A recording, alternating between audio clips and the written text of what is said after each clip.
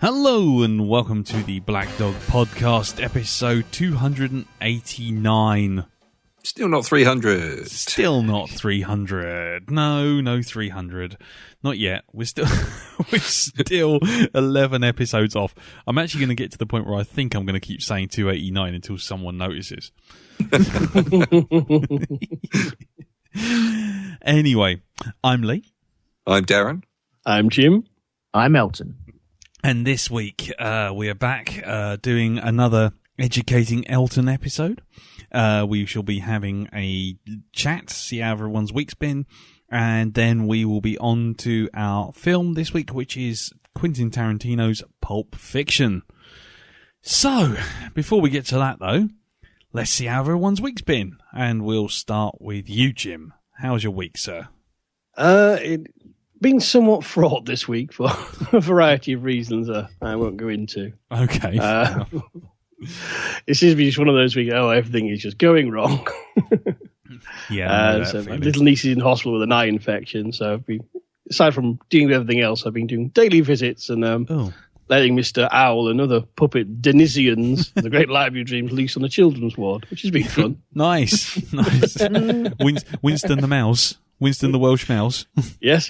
Nice. He's been out. And Cosmo the orangutan. Oh my God. You're like Keith Harris. And it's getting a bit out of hand now. But other than that, in late to the party news, I started watching Parks and Rec. Oh, cool. As I was browsing Amazon Prime now, suddenly they've got all the seasons for free. Mm-hmm. And I thought, let's see where Chris Pratt started out. Well, isn't he chubby? Yeah, he did. Boy, done good. Yeah. He got a gym membership and he actually used it. Yeah, God bless him. And he wouldn't fall for my money-making scheme of opening a gym without actually having a gym or any equipment on the grounds that no one's actually going to come. Jim's gym, though. Yeah, catchy, eh? Yeah, I like it. I think I've done the first two seasons, and it's slow burn humor, but it's one of those. The more you know the characters, the better it is, and as it goes along, the more established the characters are. Yeah, the funnier it gets. Very much, I think, if you're looking for something kind of like lazy people say it's like The Office. They're wrong. It's actually like kind of Christopher Guest's movies. Yeah. Yeah, absolutely. I mean, I thought that, actually. Sorry, go on, carry on. Ron fucking Swanson. Yes. What a legend. The man's a legend. Isn't he just?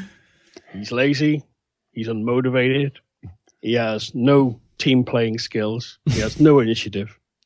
He's exactly what I'm looking for in a government employee. You've got some classic Ron Swanson moments coming up. You really have. Suddenly thousands upon thousands of animated GIF memes will suddenly make sense. Mm-hmm. Yeah. So yes, I was enjoying that. Other than that, I also binge listened to a 3. Let me describe this correctly.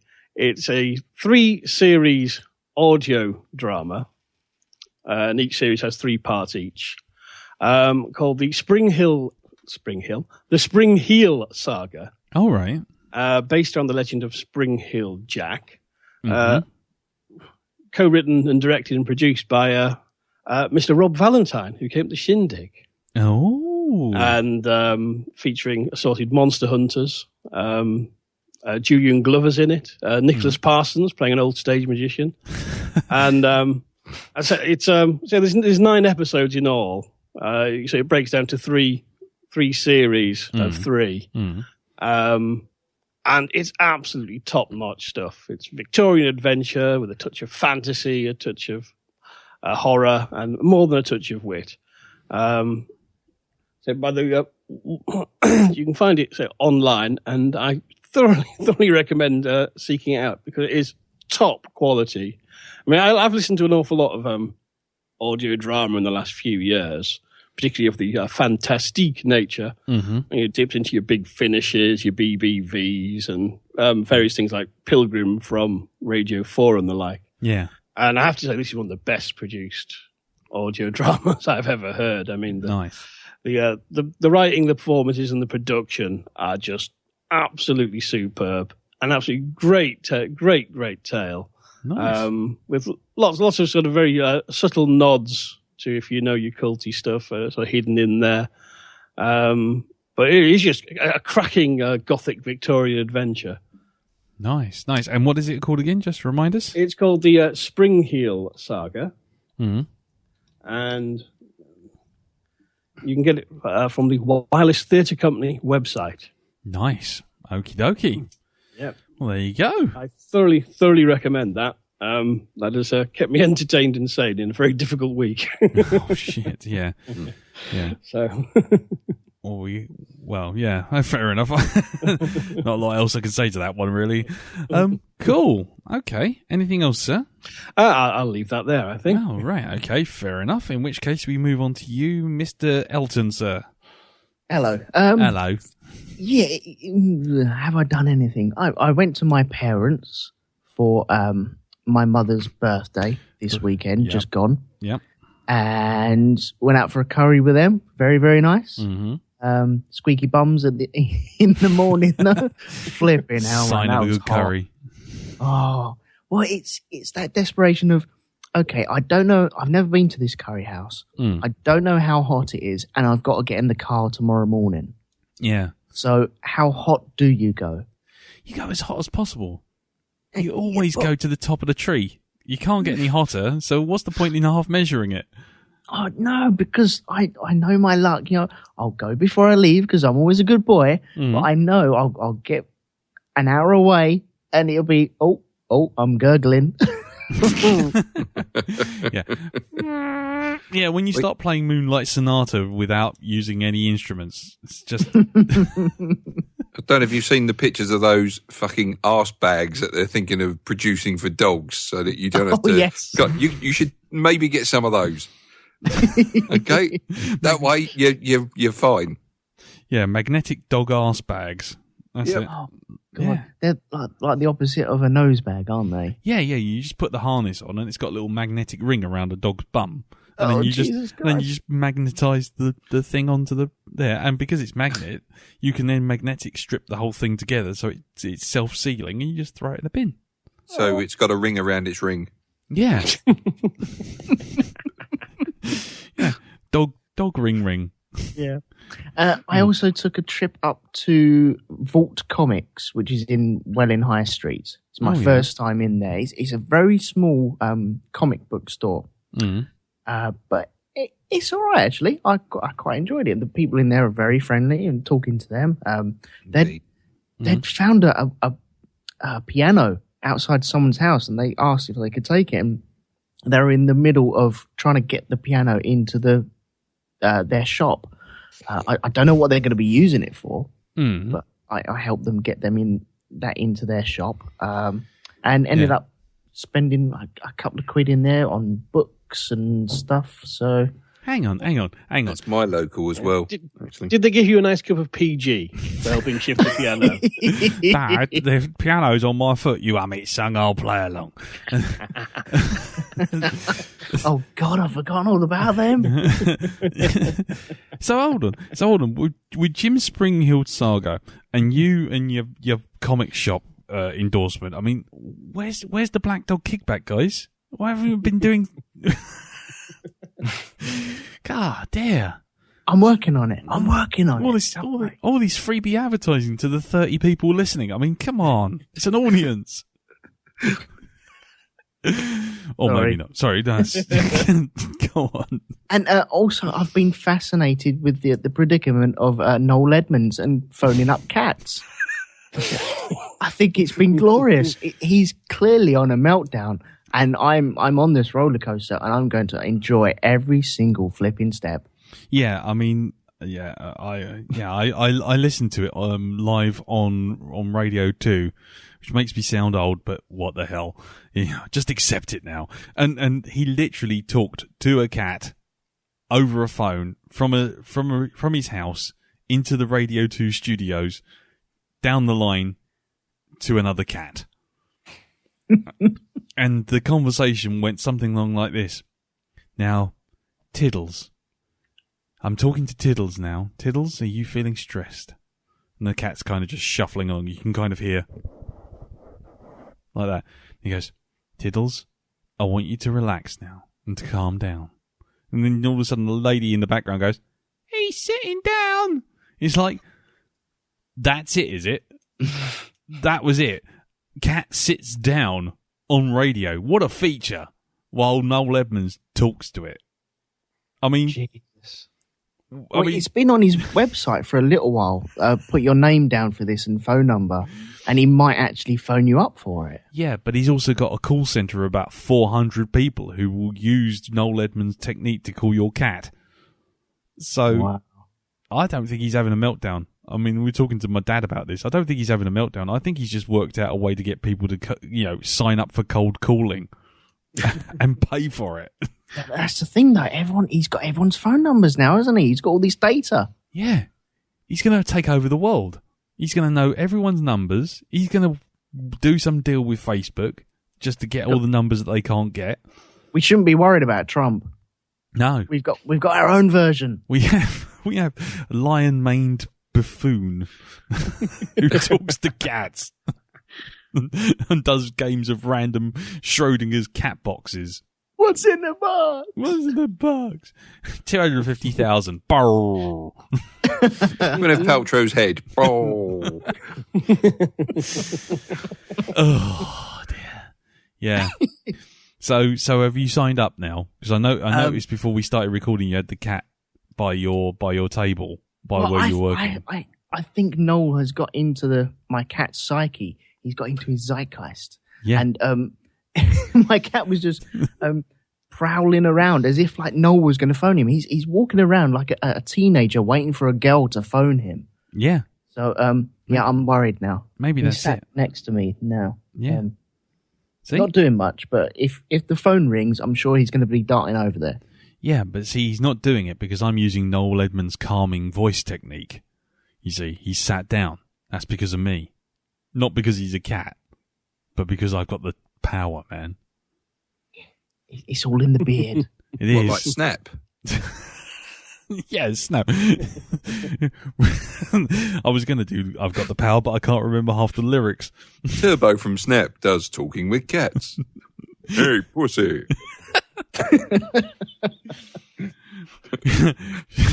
I will attack. You don't want that. Damn it. I am a cunt from Snap.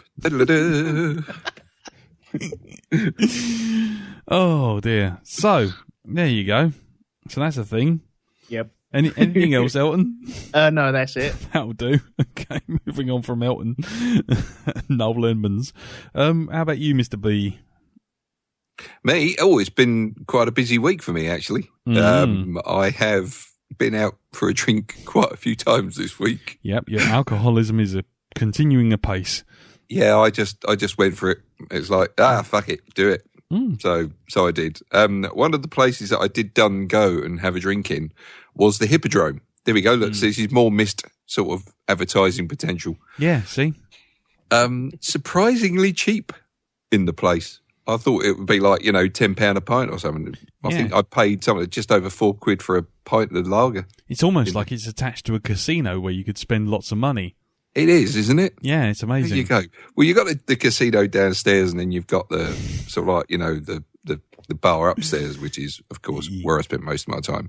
Yeah. And the reason I was at the Hippodrome was to see a guy by the name of Titus Burgess. Now, if anybody's watched The Unbreakable Kimmy Schmidt, they'll know Titus Burgess from that show. He plays the gay flatmate that Kimmy lives with. Titus Andronicus. Andronicus. I can't even say his bloody name. Andronicus. Is that Andronicus? I don't know. But yes. Yeah, it's him. Yeah, the Unbreakable He plays Kimmy another Schmidt. bloke called Titus. Yeah. So I went there to see him sing, and he's absolutely brilliant, fantastic voice. And it got to the middle of the show, and he stopped and went, "Well, I'd just like to, do pay tribute to my friends who've supported me and have been there for me. And, they're just a great bunch of people, and they're sitting just over there. And he put the mic down and he started singing without the mic, and he sounded even better without it. And it was like, well, this is lovely, this. And he brought his friend up, and they did a sort of impromptu little sing-along, and found out that his friend was actually, she played Elphaba in the Wizard of Oz musical. Was it Wicked? That one. Yeah. So she played lead role in that. And I thought, oh, this is lovely, this. And then I thought to myself, hold on, he's doing all this again at 9 o'clock. And this seems a little bit too rehearsed. So, no. Yeah, it kind of took away the sentiment. It took away the mystique of knowing that he'd rehearsed for his show. Indeed, yeah. It didn't feel so impromptu. I didn't go in for the next show, and of course, but I'm sure had I gone in there, he looks around and sees me sitting in the audience, and it's like, oh fuck, what the fuck am I gonna? And now some oldie timey Cockney songs. Titus Burgess sings "Roll Out the Barrow." There we go. Yeah, fantastic. Titus Burgess. I was going to say Pearly King, but never mind, it's too late. Moments passed. Keep blimey, governor. Yeah. So that was good. That was good. Mm-hmm. Enjoyed that. And of course, this Saturday, and this is something that crosses over with your good self. Yes, of course, Lee. Yeah. Went to the Bromley Sci-Fi Extravaganza. It was an extremely nervous extravaganza because it was 2 tents. No, literally, it was just 2 tents in a high street. Nice.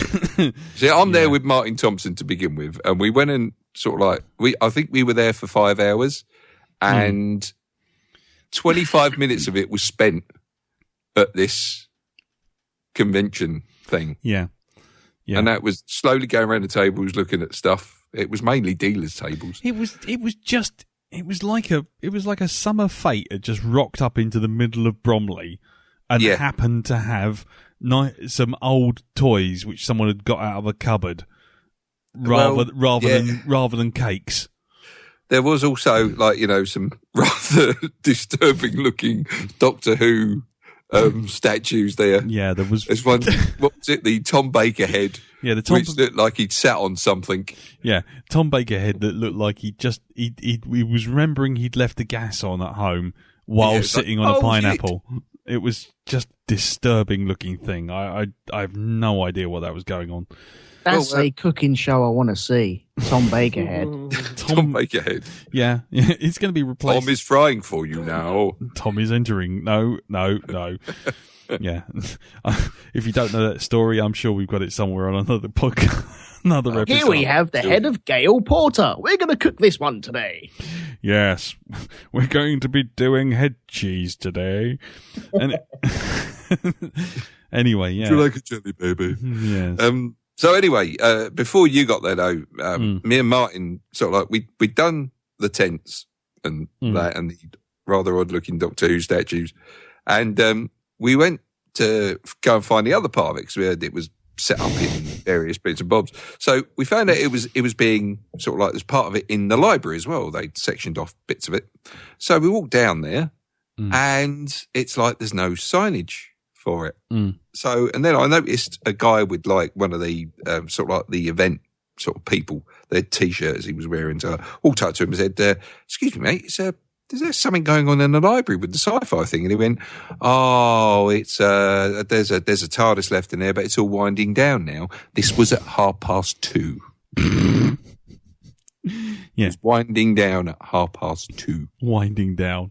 It needed to wind up before it could bloody wind down.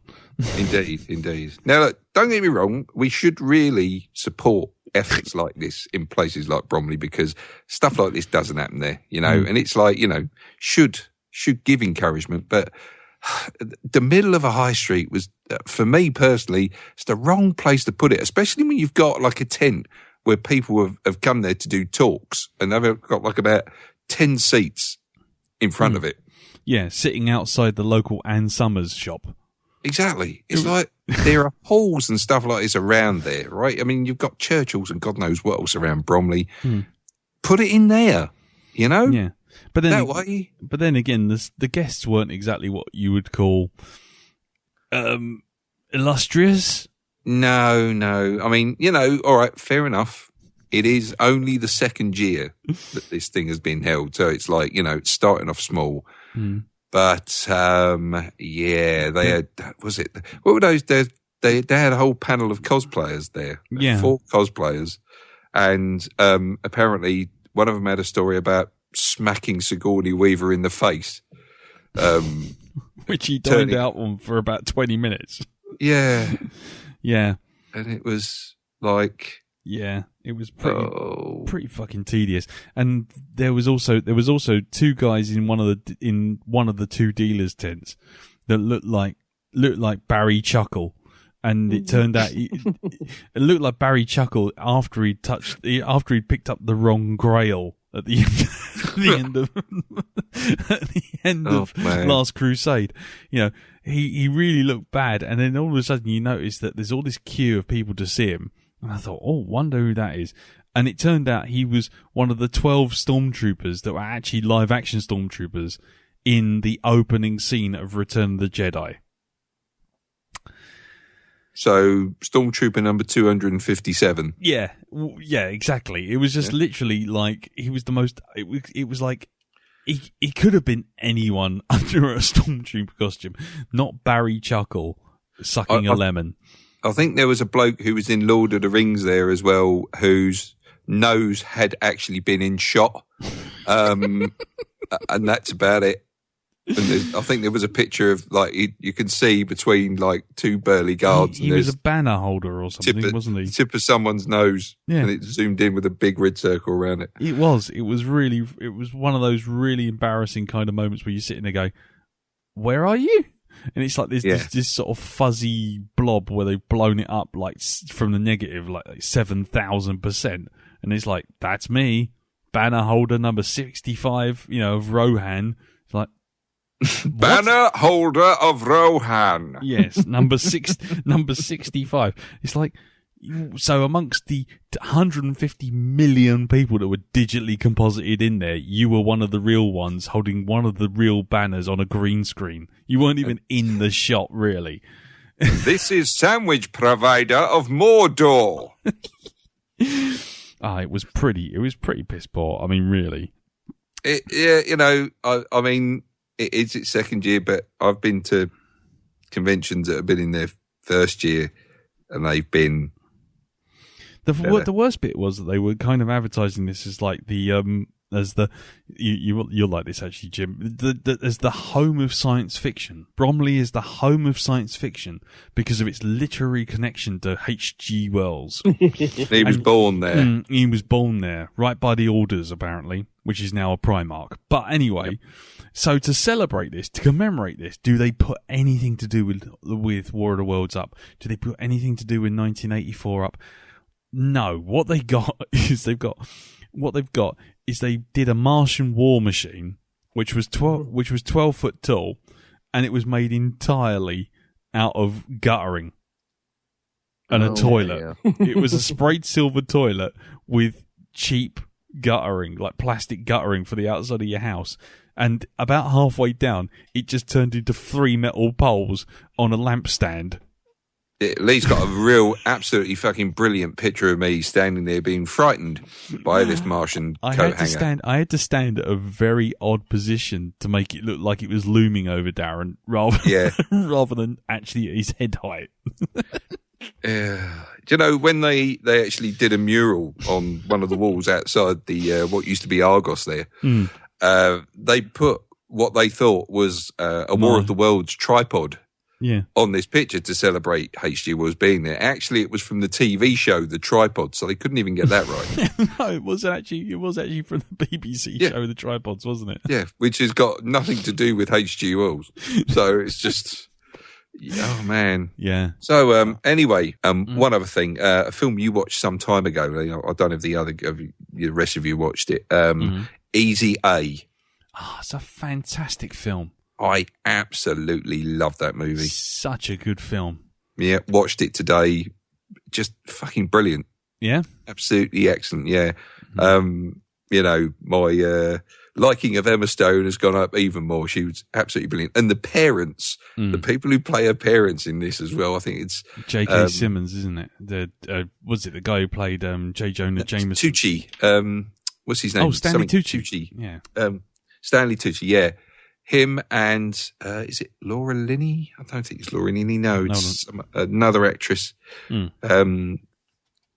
But yeah, those two, they're absolutely fucking brilliant. I mean, everybody's really good in it, but I mean, Emma Stone and the parents, the two actors there. Stanley Tucci and Patricia Clarkson. That's it. Those two, brilliant. Just absolutely top-notch cast. If you haven't seen it, pick it up and watch it. It's absolutely great. It's superb. Really, really good. It really is good. And it's not a typical teen sort of high school comedy either. No. Not even slightly. It is really funny. It is, and it's really cool. Why don't we stick it on the docket? Might not be a bad idea, actually. Do it for next year if we've not got no space this year. Well, we got 4 spaces this year before we hit Groundhog Day. Okay. And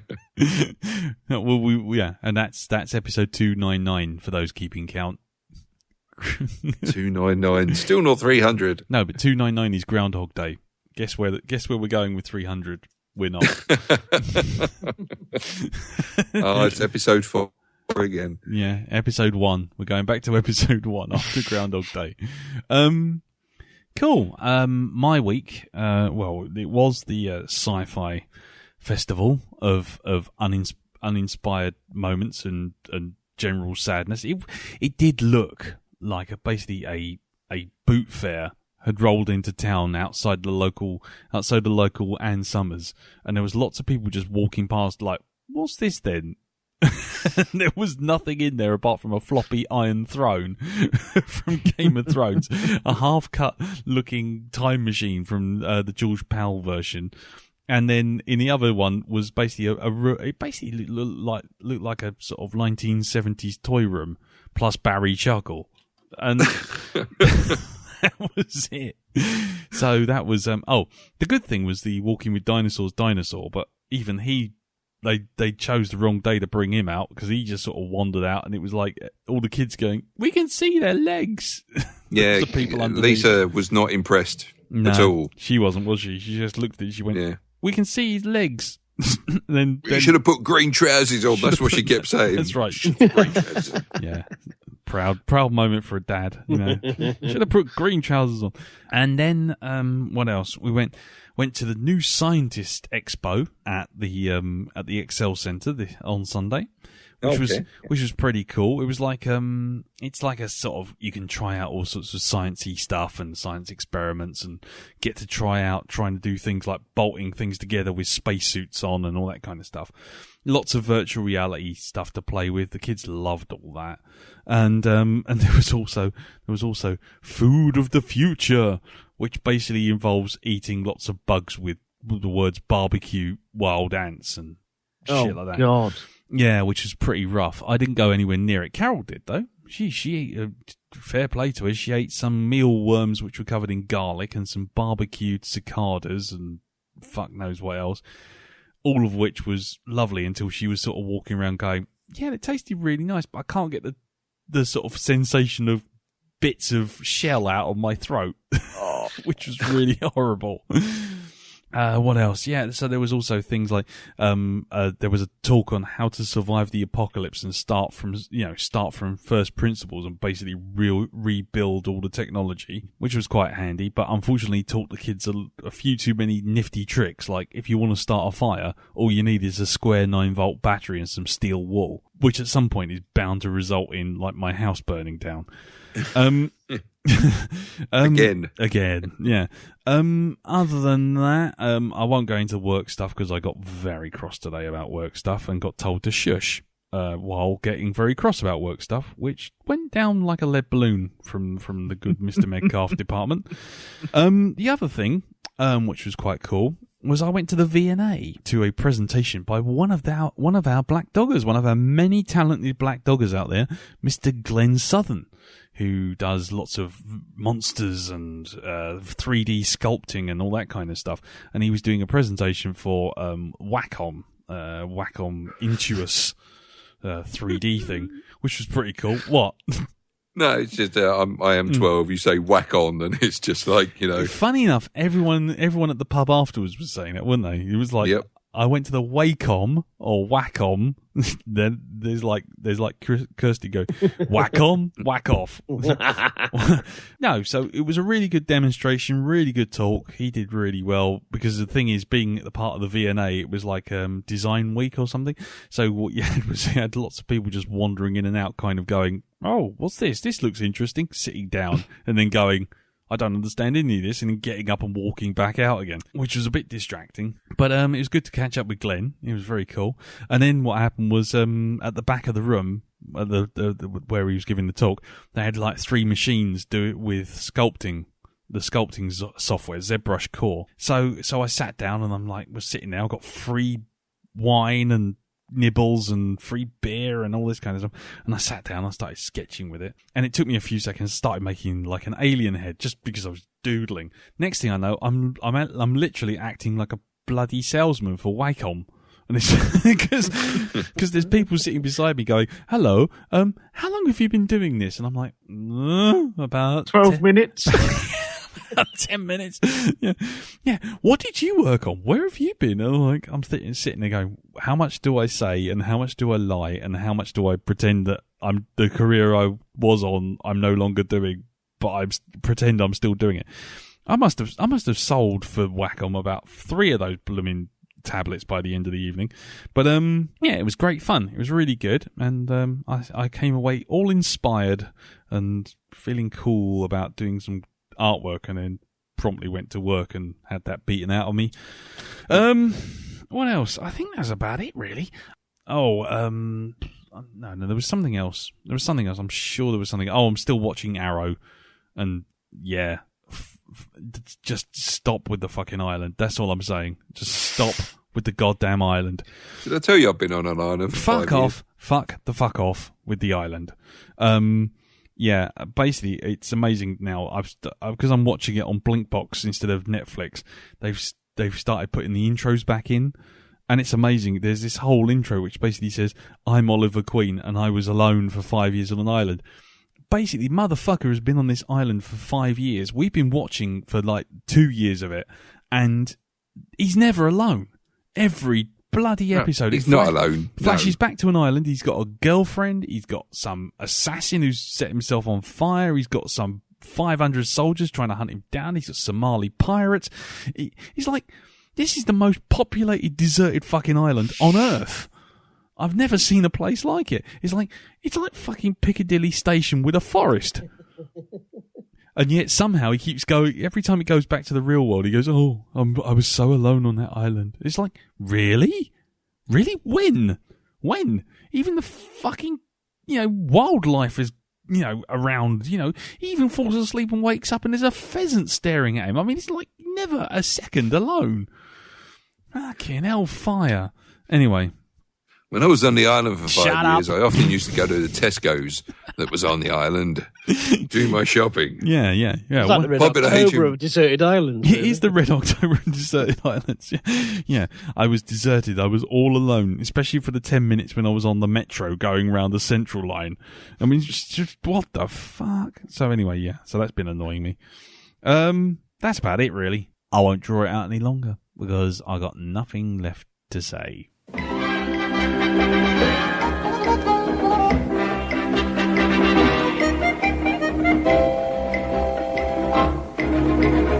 You've seen fuck all! Alright, so Educating Elton week this week is Pulp Fiction.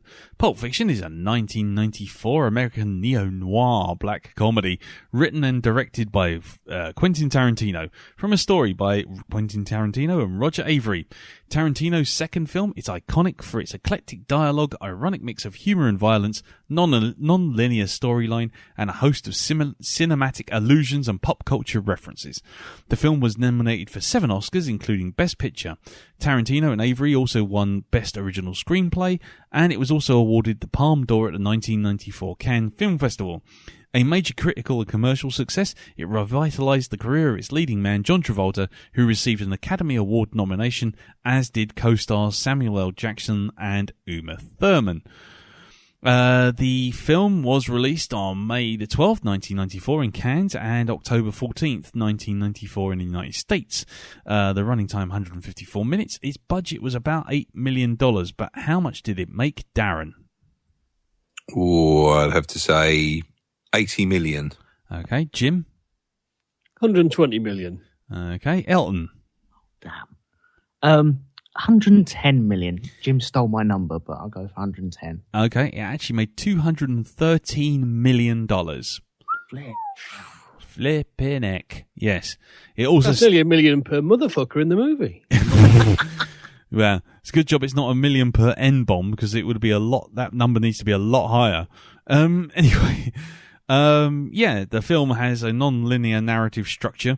The prologue, which is also known as the diner, the prelude to Vincent and Vega, Marcellus Wallace's wife. Then there's the gold watch, and then the body situation, and finally the epilogue. If you were to do it in the right order, it would actually run that it was actually the gold watch. Then you'd have to watch the Vincent Vega and Marcellus Wallace's wife. Then the Bonnie situation, followed by the diner and the epilogue, followed by the final bit with Vincent Vega's Marcellus Wallace's wife, and the final part of the gold watch. So there you go. It's kind of all over the place. Hey, little man. Yes, I had this watch up my ass. But anyway, so I won't go on any further because there's tons and tons and tons and tons of the wiki, and we've elected to cut the wiki down really, really hard. So let's get on with it. So it is an Educating Elton month, a week, sorry. So Elton, you will go last, sir, if that's okay. So who would like to go first on this one? I'll go first. If you like. Yeah, sure. Yes. Go for it. Yes, thank you. This is one of 3 Quentin Tarantino movies that I really, really enjoy, and I've forgotten how much I enjoyed this film until I watched it yesterday. I love it. I just can't get enough of it. I could watch this over and over again. I think the thing that makes this film for me is the dialogue between characters. Yep. It's, it's just so well written as far as I'm concerned anyway. I love the way they structured the story. I know it's sort of like disjointed and it's sort of like, it keeps jumping backwards and forwards. But I think that adds to it. I think one of my favourite bits, or one of my favourite stories in that, I think, is the Bruce Willis section. Yeah, the gold watch. Got the whole thing with him sort of like being the boxer, and the gimp's asleep. We'll wake him up. Wake him up. Dun, dun, dun, dun, dun, dun. Brilliant. Just that's excellent. But I mean, like I say, I just really love this film. I think it was even better on this watching than it was the first time I watched it. So when was the last time you watched it before this? Oh, when was the last time I watched it? I think it must have been about 6 or 7 years ago. Actually. Okay. No, it's just wondering whether or not sort of how long it's been, because if that sort of changed your opinion at all, but you've already answered. No, I it's got better with age, I think, personally. I mean, I'm not really bothered about the fact that they've got mobile phones where you have to pull the aerial out in them. That's not really. I think it just adds to it. Yeah, it's there's something a bit of an oldie worldy quality to it anyway. When it came out, it was that whole noir thing going with it. So yeah, it doesn't distract me at all. Okay.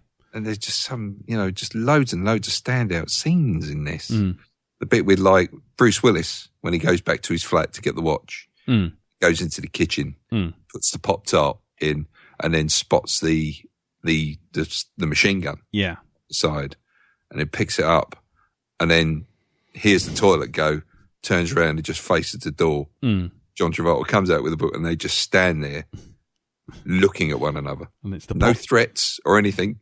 And then the Pop-Tart goes off, and then the machine gun goes. It's like fucking brilliant. I love that. Nice. And the bit with is it Donnie? Thingy's mate, Jules' mate, who's in the flat with those the drug dealers.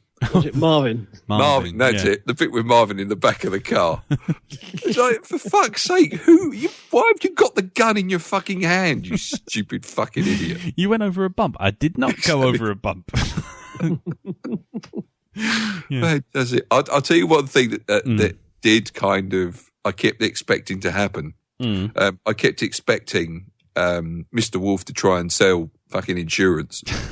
So, because of the adverts with him in it. So there was that. That was a little bit distracting, but, that's just the hell used that's become now. Yeah. Though I can't imagine him going up to 6 women all in Hindu gear going, I talk fast, I act fast. That means I might be a little brusque with you, but pretty please, with sugar on top. Clean the fucking car. I don't think you'd see that on telly somehow. No, you wouldn't. No. So yeah, for me, I really enjoy this film. Mm-hmm. Yeah. Excellent. Okay, fair enough. And anything else, or should I just move on, sir? Anything else? Oh, I did do a little bit of research because I know that Quentin Tarantino films are linked in some way or another. It's like in Reservoir Dogs, you've got Vince Vega's name within an address book. Yeah, one of the gangsters is going through. That's Mr. Blonde's brother. Yeah, there you go. Right, so there's that. So what I thought was when I was watching Pulp Fiction, and you see Bruce Willis is in the pawn shop, and he's looking for a weapon, and he's going through the different things, and suddenly he just stops and looks up. The sword that was sitting on the thing, I went looking it up. I thought to myself, I wonder if that's the one they used in Kill Bill. Unfortunately, it wasn't, because that would have been a nice little. Well, that would be jumping forward in time for Tarantino by about 10 years, wouldn't it? Well, not really. I mean, of course, he could just use, if they still had the prop, they could use it in Kill Bill. But no, there wasn't that wasn't the case at all. So, but no, there we go. That's me. I love it. Cool. Okie dokie. Well, what about you, Jim? Well, this is a movie that I was caught up with the hype of it when it came out in '94. Yeah, and hotly anticipated Quentin Tarantino's second feature, and I think it's fair to say this film was hugely influential, and it's a cliche, but it was very zeitgeisty, and I think it really just set the tone for so much that came after it. I think one of Tarantino's sort of great gifts to cinema, other than his films, was the fact his films have these references that lead you to other movies. Yeah. And opens things up. Now, I've not seen this a good few years, because I saw it a lot in the 90s. Yeah. And it's one of those films that, let's give that a rest now. Now, when I've gone back to Reservoir Dogs, you can see, it's actually rough as a badger's arse. And, it's kind of, if you took out the swearing, the film would be only as half as long. And it sort of feels, maybe I was getting old, but the last time I watched Reservoir Dogs, I was going, do they have to swear quite so much? You know what I mean? Yeah. Now, this is a lot of foul language in Pulp Fiction. But whereas Reservoir Dogs had this sort of grimy, gritty sort of feel, and it played well for filmmaker starting out with like no money. Mm. Pulp Fiction, on the other hand, it's still quite gritty and violent and foul-mouthed, but there's a charm and a wit to it and a poise. Yeah. And, I mean, watching this movie again, literally just this evening, before recording, it was kind of like, damn, this is a good-looking movie. Yeah. It's one of those kind of, you watch Reservoir Dogs and you watch Pulp Fiction and you really see a director spreading his wings. Yeah. And it's kind of, okay, he's got more than his hip-talking smartassery up his sleeve. I mean, it just, the lighting, the color palette, the framing of the scenes, and it's just glorious to watch. And the use of the soundtrack, he used the soundtrack well in Reservoir Dogs with the radio station with Stephen Wright as the DJ. But in Pulp Fiction, the soundtrack is just brilliantly chosen and brilliantly deployed. Looking at those, trying to take off rose-tinted specs, I would say this time I did feel kind of, if I was to be critical, this film could be shorter. There's an awful lot of this dialogue which doesn't do anything for the story. And I remember kind of how exciting Pulp Fiction was, because it grew from the seeds that you get bits of it, particularly in the diner scene in Reservoir Dogs. But in Pulp Fiction, this idea of suddenly having characters who are just, shooting the shit like ordinary people do. Talking about pop culture, about junk food, about movies, about TV, while they're going about the business. That was sort of quite, a revelation in the 90s. Because, it wasn't always the case, but generally there was almost this unwritten sort of convention that characters in movies and on TV never referenced other movies or TV. Yeah. Or, in fact, anything else outside their world. I think it was there was a British Impressionist show. Dead Ringers, I think, did it, and they had this running gag on their send-up sort of popular historic EastEnders, where it's a pint of on Pacific, please, Peggy. Yeah. And did you see the football? No. What's football? I've never heard of it before in my life. You know what I mean? Because everything is just, all the dialogue is so story focused, it doesn't reference anything outside the story. Yeah. And to hear characters, you say, just talking about TV, about McDonald's, about, things we can all relate to, it's like, wow, that's really, really something. And to the film's detriment, unfortunately, now it sounds cliched. Yeah. Because The World in His Hat has really just took on board that fresh approach to dialogue that Tarantino brought in, and everybody's doing it. Say if you've chopped out the swearing, essentially, you've got Joss Whedon's career. Yes. You know what I mean? That kind of hip, self-aware, blah, blah, blah. Yeah. The meta. The entirety of Seinfeld wouldn't exist. Yeah. You know what I mean? It goes in so many different directions. The way it really has changed the way people write characters and how characters talk. Yeah. It was just, it's kind of the verbal equivalent of breaking the fourth wall, of just saying, well, actually, why aren't these people talking about things in the real world that we all accept? And I think it's one of the things, watching it now, it's lost that edge because it's hard to remember when that wasn't a thing. Yeah. But at the time, it was really like my word. Tarantino, I don't think, can take sole claim because around the same time, had Kevin Smith doing Clarks and having characters talking about Star Wars, and that had the similar kind of fucking hell, yes, of course. Well, why aren't peak characters, referencing the real world in this way? That's my one sort of takeaway from this viewing. Saying, really, you could cut down the dialogue, but at the same time, I think, we can, particularly, I think, geeks and fanboys are particularly bad for this. Is we sometimes analyze things too much in terms of story and forget just things of kind of, like tone and texture, and not everything has to be a plot point, because if you go too far that way, everyone's Basil exposition. Yeah, exactly. Yeah. And, you know, it's kind of, although it seems it's now what was fresh and original is now a bit cliche, it is still fun to listen to the discussions of, you know, what ballpark is a foot massage in?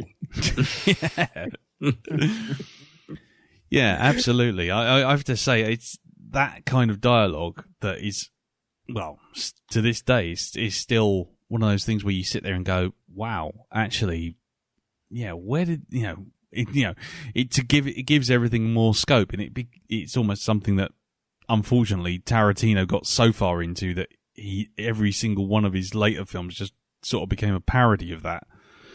Well, it's one of the, Tarantino, I think it's fair to say, he's a director who can put together brilliant scenes. I think in his later career, it's arguable, depending where you stand on the man, that a lot of his films, unfortunately, they're a selection of great scenes that don't always match up to be a brilliant movie. Yeah. Although you know you're watching something quality and well crafted and well acted and well written, sometimes it can, you know, some people find they're less than the sum of the parts, and you know you can see sort of the seeds of that in this. But I particularly like the way a lot of the characters just have these sort of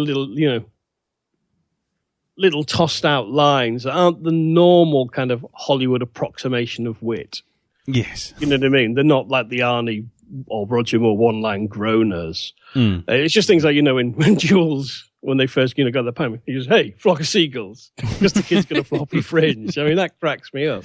Yeah. But there's also these more like subtle visual gags in this that I picked up on more this time. It's like just the whole thing of John Travolta being skagged out of his mind on that date, being forced to dance. And, you know, this was a man who, in the 70s, the early 80s, he was the king of the dance floor. He was the pin-up for the dance diva, you know, from Saturday Night Fever and Grease.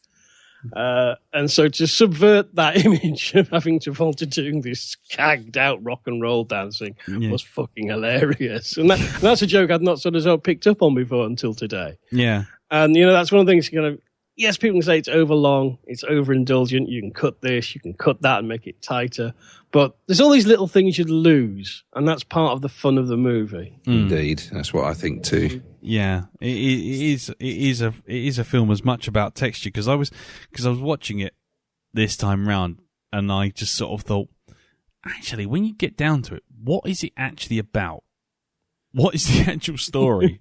It's a day in the life of these characters. Oh, exactly. That's all it is. Exactly, yeah. But it's, you know, but in terms of like how a story would go, sort of like in modern day movies, there'd have to be a reason. There'd have to be some big plot point driving all these characters together and things happening, and you know. But it wasn't. It was just, you know, just let's show you what's happening to all these idiots, you know, at the same time. I think it's very subtle, but I think the plot line is about fate. Because I was watching it as going, this is all just very good, but it's all unconnected nonsense. And there's, you know, is this emperor in new clothes looming around halfway through the film. But I think once you get to that last scene where it comes full circle to the diner and Jules' standoff and the decision he makes there and then, it's kind of, actually, there is that thing. This day isn't just another day. This is a crucial turning point day in the life of all the characters. And the film is about how all their actions and their separate stories overlap and impact on each other. And the decisions they make in the, you know, Jules goes off to walk the world, and we know at the end Vincent Vega's going to go off and get shot by Butch. Yeah, because, so which would have not necessarily happened had Jules been around, but also, you know, Jules could have just as easily been the one getting shot, so... Absolutely. Yeah, okay, that's cool. That's a good interpretation. But perhaps we will pick this up after we hear from Mr. Elton. I think I've blathered on enough. Can I just ask one thing? Yeah. Okay. What do we think was in the case? Ooh. Because there's been a lot of rumours about it. I did hear it's actually the soul of a young girl. No. Well, okay, I'll tell you what. Before we answer that question, I'll just very, very briefly just say that I agree absolutely with everything you say, Jim. I'll just do my little bit, and then we'll get to Elton, because I think that what's in the case is a thing which will just go and run and run and run. And I don't want to nick from any tinfoil hat ideas that Elton may be coming up with. But these are going to be good. Yeah, these are going to be good. But for me, the only thing I would say add to all of that is not only does the film really, really typify all that metatextual stuff that you get with all the modern day movies, the modern day characters, having to talk shit about nothing related to the story anymore. But it also is really, really cine literate. There is so much this time round watching it that I just sort of sat there and went, hang on. So there's so much stuff where they're nicking from. Well, I say nicking. He's obviously paying homage to so many other things. I mean, there's just like all the exploitation movies of the 70s, all the pop culture references from the 50s and the 60s, everyone calling each other Daddy-O, and then they end up at the Fat Jack Rabbit Slims thing, which kind of sums it all up. References to Speed Racer and Kung Fu and Happy Days, and there was, all these other things like, sort of like the whole scene with Marcellus in the basement with the hillbillies was essentially, fucking Deliverance, and Saturday Night Fever with the dancing and all that kind of stuff. And it was just the more I started to watch it, the more I'm sitting there going, hang on, this isn't just giving back to sort of popular culture. It's actually taking away from stuff. It's sort of reintroducing people to things. It's kind of, and it's not being really kind of open and sort of like nudge, nudge, wink, wink, homage stuff that winds me up. It's just stuff that if you know it's there, you can go, and it happens so many times. It happens so many times that you can't just say, "Oh, that's a mistake." I mean, it's so obviously done, right down to like that bit. When Marcellus walks in front of Butch and goes, "Son of a bitch!" Yeah, the way that's shot is exactly like when Janet Leigh sees her boss in Psycho. Yes. And it's stuff like that, and I'm sitting there going, oh, fuck. Hang on. So there's stuff that's now going one step beyond, and I was suddenly, this time round, I was just sitting there going, okay, doff my cap this time. Normally I have a thing with Tarantino talking, basically splurging text on the screen and thinking that makes a movie. But this is so tightly constructed and so well done that I thought it was brilliant, truly brilliant, and so well done.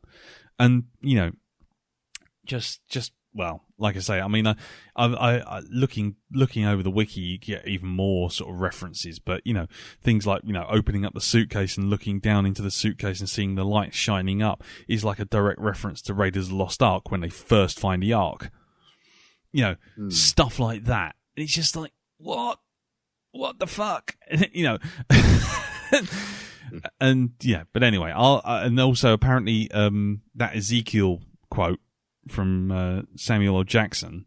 Yeah. Now this I did have to look up, so I'm not being clever here. I say this right now. I'm not that fucking well done, not that much of a cineast. But apparently that was taken from. It's not actually in the Bible. It was actually it was actually a cobbled together block of dialogue, which was used as used in a Chinese a sort of karate Japanese martial arts movie called Karate Kiba, aka The Bodyguard, which shows the whole piece of text shown as a scrolling piece of text and read out by an off-screen narrator, which basically says the entire thing of the path of the righteous man and the defender is beset on all sides and all that sort of stuff. Yeah. So little things like that now. This time round, I was just like, wow. Okay, hats off. Just totally hats off. But anyway, I'll leave it for the moment because, like I say, we should get to Elton because otherwise we all risk saying all this stuff and then Elton just goes, yeah, I agree with that. I don't agree with that. Thanks. So, what about you, sir? This is obviously your first time of seeing it. What did you think?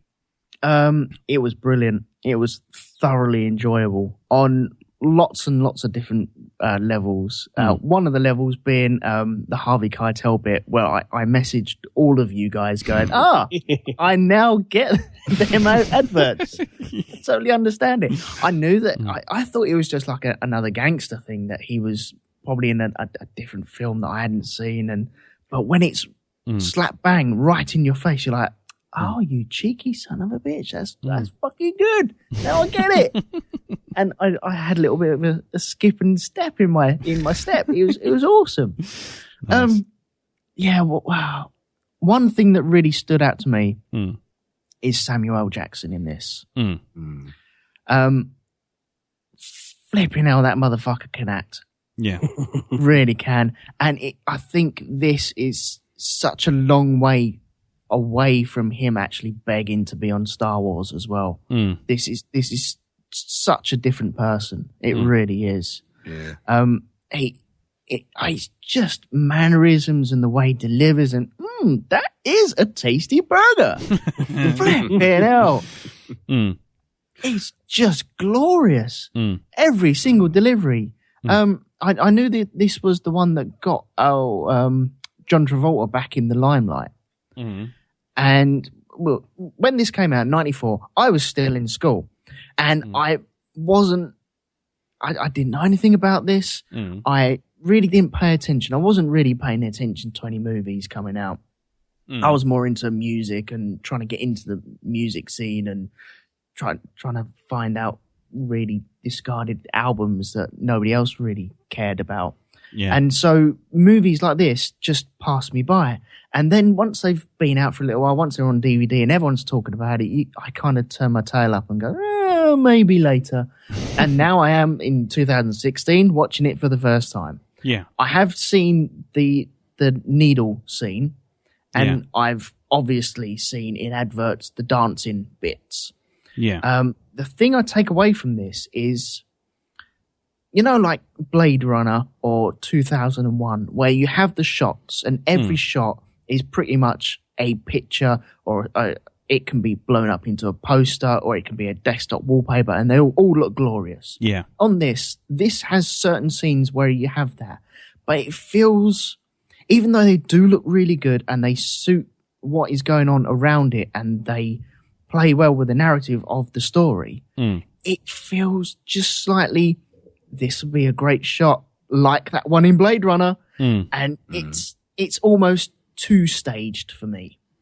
There was a classic bit where they were on the stage dancing, and it's that really wide angle shot, and you can see all of the stage and them dancing, and it just feels a bit too, this is the money shot. A bit too much for me. But then again, you got lots of other money shots with Vincent and Jules raising their guns, looking around at each other, and then all of a sudden raising their guns. You think, oh, fucking hell, man. I've seen posters of that. I've seen pictures of that, and I haven't actually seen it. And when I saw that bit, when he's John Travolta was walking around, and he all of a sudden that gif just pops up. Yeah, stoned out of his gourd trying to find the receiver. I almost wet myself on that. Oh, fucking hell, finally actually know where it comes from now. Brilliant. Utterly brilliant. There are certain things about this, though. The N-bomb. Yeah. Didn't notice it that much in this. Really? Is it high on the N-bomb scale compared to all of his other movies? I don't think it is. Compared it's the bit to where Quentin Tarantino shows up, and then that is when the N-bomb is dropped like a carpet bombing, but that's about it. Yeah, I mean, it is used a lot. I mean, pretty much every shot with Ving Rhames in it gets used at least 5 to 10 times. Yeah.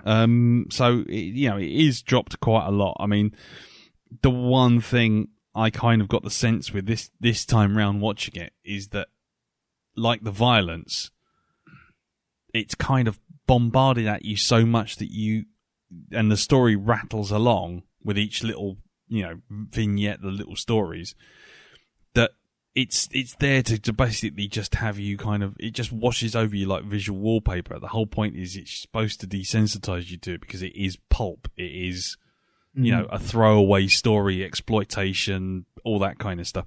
So while it didn't necessarily bother me that they were dropping N-bombs, out of context, you couldn't really do, couldn't do an Aliens and start saying, and start throwing around quotes, me and some pipe hitting ends are going to come around and sort of go medieval on this guy's arse. Yeah. It works within the context of the story, but you couldn't use it in sort of general discussions, standing in a pub saying, and that bit when he says that, because you're kind of isolated. So using those words again in isolation is wrong, or it appears wrong. Whereas in that whole film, 2.5 hours of it just hitting you wave after wave, it becomes just a melodious kind of way of talking. It's kind of like the sort of language of the entire movie. So you're just sort of you either go with it or you just turn around and go, I'm offended, and turn it off after 2 seconds. Well, maybe that's what happened with me, because I may have just dived into that world so quickly. And maybe that's one in the cap for Quentin Tarantino of actually drawing me into that world so very quickly that when you are being carpet bombed with the N-word so many times that you don't really notice it anymore. And you sat there at the end of the movie going, I thought there'd be a lot more, and I thought I'd be noticing it a lot more. And where it becomes just part of the mainframe of the film, it's just another part of that world just being built up. Exactly, yeah. I mean, that's the thing. It's it's within context, if you know what I mean. So that kind of works. Yeah. Yeah, I mean, compared to, I was saying about Reservoir Dogs, and the last time I watched it being not offended, but a bit kind of like, ugh, about the dialogue. It was kind of, in Reservoir Dogs, it feels a bit Sledgehammer, that he's trying a bit too hard to write down and dirty and really unpleasant guys who say horrible things. Whereas in this, it's just how the characters talk. And because you're in their world, it's just part of it. It doesn't stand out. I think It feels natural. Where I think in Reservoir Dogs, last we watched it, it felt forced. Whereas in Pulp Fiction, it just flows along. But every now and again, I thought, Jesus, they do say motherfucker a lot in this movie, don't they? Yeah. That'd be a killer drinking game. Yeah. Samuel Jackson, I think, is the one that kind of turned that into an art form. Whenever he swears in any film, whenever he does it, it never feels forced. You listen to it, it just feels quite natural. And I think, his delivery of the swearing just makes it acceptable. Well, it's the same sort of thing as kind of, I think, Billy Connolly does. You can use the foulest of language, but so you're never offended. Yeah. You know what I mean? Because there's a musicality, and Jules is a very interesting character and very charming. And even though he's a hitman, you know what I mean? You sort of you find it hard to take against him. Yeah. Well, the other thing is with Jules in particular is he's the only character who actually, apart from as a rule, actually changes for the better. He actually evolves through the film and turns from cold-blooded hitman, to suddenly, actually, I'm doing it all wrong, and I understand that I'm doing it all wrong, so I'm going to make amends and try and redeem myself. Everyone else has kind of redemption kind of forced upon them, if you know what I mean, rather than making a choice to redeem themselves. So, like in the case of like Tim Roth's and guy who's holding up the coffee shop. He's only doing that because Jules is making him do that. Or in the case of Marcellus Wallace, he's only redeeming himself and letting Butch off because Butch has basically saved him. He's not doing it for any other reason. I don't know so much where Jackson's concerned. His character, his kind of moment of clarity is kind of forced upon him. Well, it's not forced upon him. It's something that he recognises as happening, and so therefore says, "I'm based on what I'm seeing. I'm making a change because it's obviously a warning." Whereas everyone else is just going, "Oh, right, fine," and just moving on. Like Mia Wallace, she basically barely survives a drugs overdose. But do you think she's going to change? Do you think anything's going to change? No. Who knows?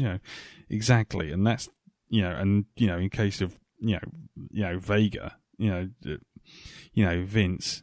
Is it Vince? Yeah, Vince Vega. He doesn't change at all. He comes back and just gets back into the old habits and sort of goes back to his old ways, which ultimately results in his demise.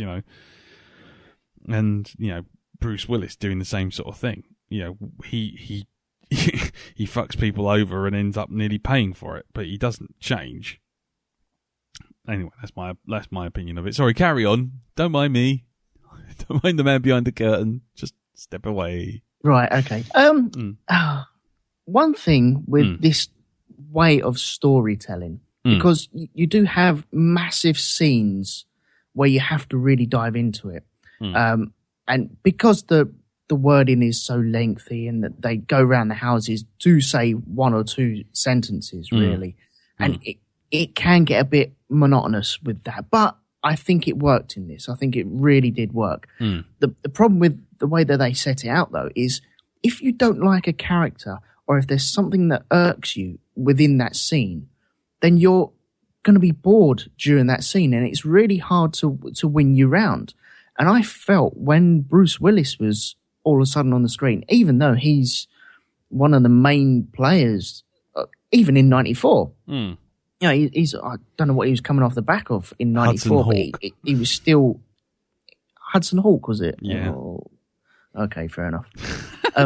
He needed this film badly. Yeah, I imagine he did. Yeah, but even when he was there, everyone knows Bruce Willis, and yet when he was jumping out the window and doing all his boots up in the back of the cab, you're thinking, I'm really not enjoying this.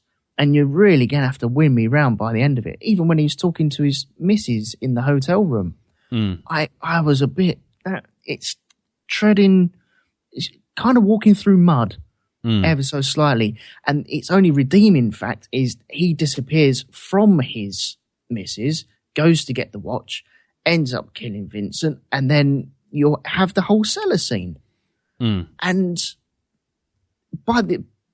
as he's escaping from the cellar, that is when I'm turning around and going, okay, right, I'm really enjoying this now. It's taken a weird turn. I like that. I wasn't expecting it. And everything else before that is forgiven. I think if I was rewatching this again, I'd be, okay, here comes the Bruce Willis bit. I have to get through this to get to the good stuff towards the end. And there are some really, really good bits that you guys have already mentioned, but if you don't like a certain character or a way it's set up, it can be really simplistic, but it can really pull you out of it. And then you're out of it for 20 minutes. Yeah. I mean, it's interesting. I mean, one thing I was going to ask you was how much did you notice the stories interacting to start with? Because right from the very first scene, you can actually see Vincent going off to the toilet in the background before they do the "I love you, honey bunny," and then hold up the actual over the place. shoulder, yeah, but as when he goes Garcon, Garcon, coffee please, and she says Garcon means man, and then as she does that, and it cuts to Amanda Palmer talking to Tim Roth, you can actually see Vince in his blue t-shirt wandering off with the book under his arm, going off to the toilet for a crap. Yeah, see, I didn't notice that when I was watching it. I had to dive into a couple of YouTube videos after that just to find out what was going on. But I suppose, when did I really notice it? Because the thing is, you're set up with a coffee scene and then it disappears. And so you're naturally, okay, we're going to be cutting between things. And is that going to come back later? And you're about halfway through the movie, you're thinking, there's no coffee scene. And everyone's talking about breakfast and everyone's talking about going for a coffee. And you naturally think, okay, that's going to come up towards the end. these are going to be the bookends. Mm. So that's all right. I can work out that. And once you know that they're the bookends, then you know everything in the middle. It doesn't really matter what order it's in. You know that you're going to have to piece it together towards the end anyway, because you all need to get to this coffee house. Mm. I didn't know. I suppose it was fun watching it, especially when Vincent dies, and then he's back in it, and you're thinking, "Oh, okay, right, this is peculiar," but I like that. I like it. It makes me have to work at it. I'm having to sit down and really work at what's going on down here instead of letting it just wash over me and just, oh, yeah, it's another film. Okay, it's not too bad. But I enjoyed the journey on this. I think that's what you're getting from it as well. Yeah. It's not, it doesn't presume that you're stupid, but it also tests how clever you really are. Yeah, how much you're paying attention. I remember when I first saw this, because I'd seen a few clips, and I'd seen a clip of that Vinny and Jules in their, shall we call it, their dork gear. Yeah. At the end of the movie. Yeah. And so, they're in the cinema watching it, and then halfway through the film, John Travolta dies. Yeah. Oh, shit.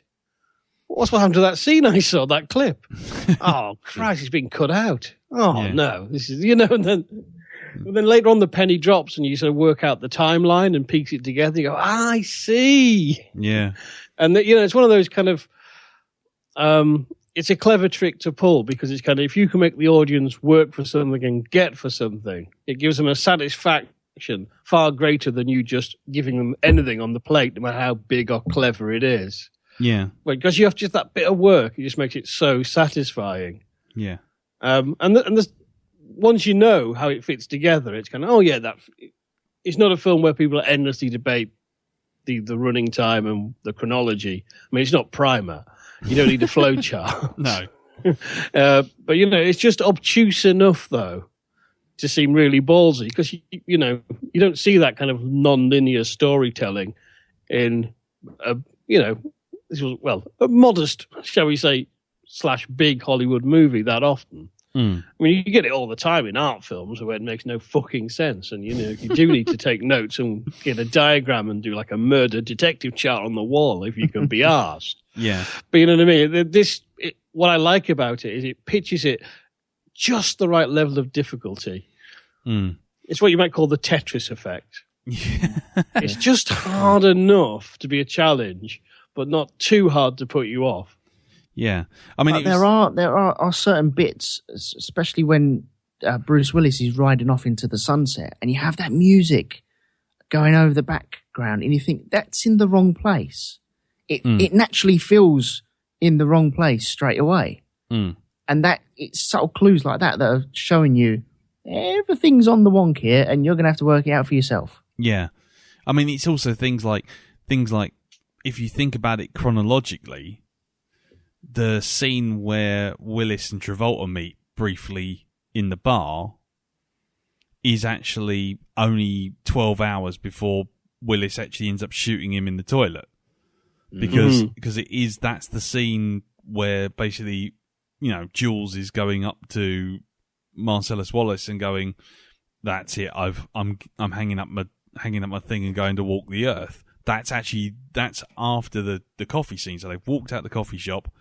They've walked into the Marcellus Wallace's little den, and then Travolta is grumpy, looking at Bruce Willis, going, what's up, Punchy, and all this kind of thing. And then you suddenly think, well, now it makes a lot more sense when Willis turns around and basically plugs him full of lead, because it's literally, that's the guy who just been jibing at you, not several hours before.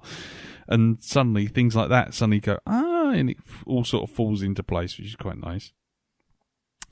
What was I going to say though?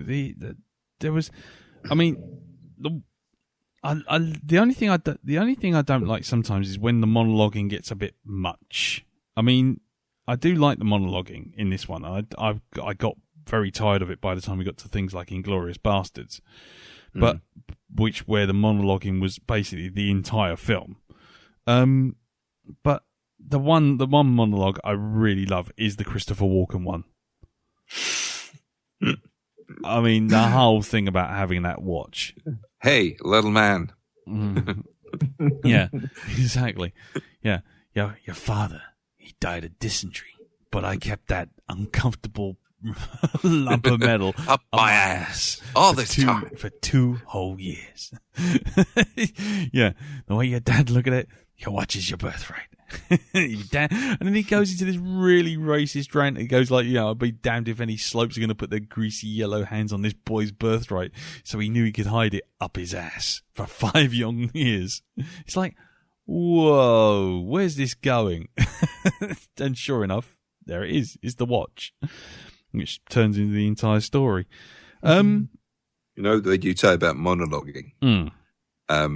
There is that one, of course, with Christopher Walken in it. But the one that actually has me spellbound and locked onto the screen is the bit at the end when Jules just lays down the truth to Tim Roth's character and just has a word with him. And it's just that is beautifully delivered, I think.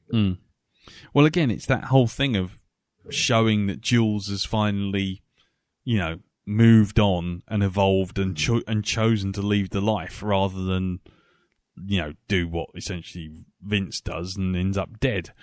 So it's really, in the whole thing of him giving everyone else the sort of option to do the same, but, they have to make the choice, which I think is essentially the theme, isn't it? But anyway, okay, well, I'll tell you what, before we get onto the feedback, go on in, let's go around the table with the crazy hat theories of what's in the suitcase. I mean, I think it is a soul.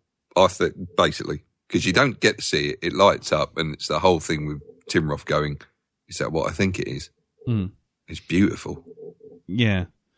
Well, yeah. What about you? What about you, Jim? What do you think it might be, or do you think it even matters?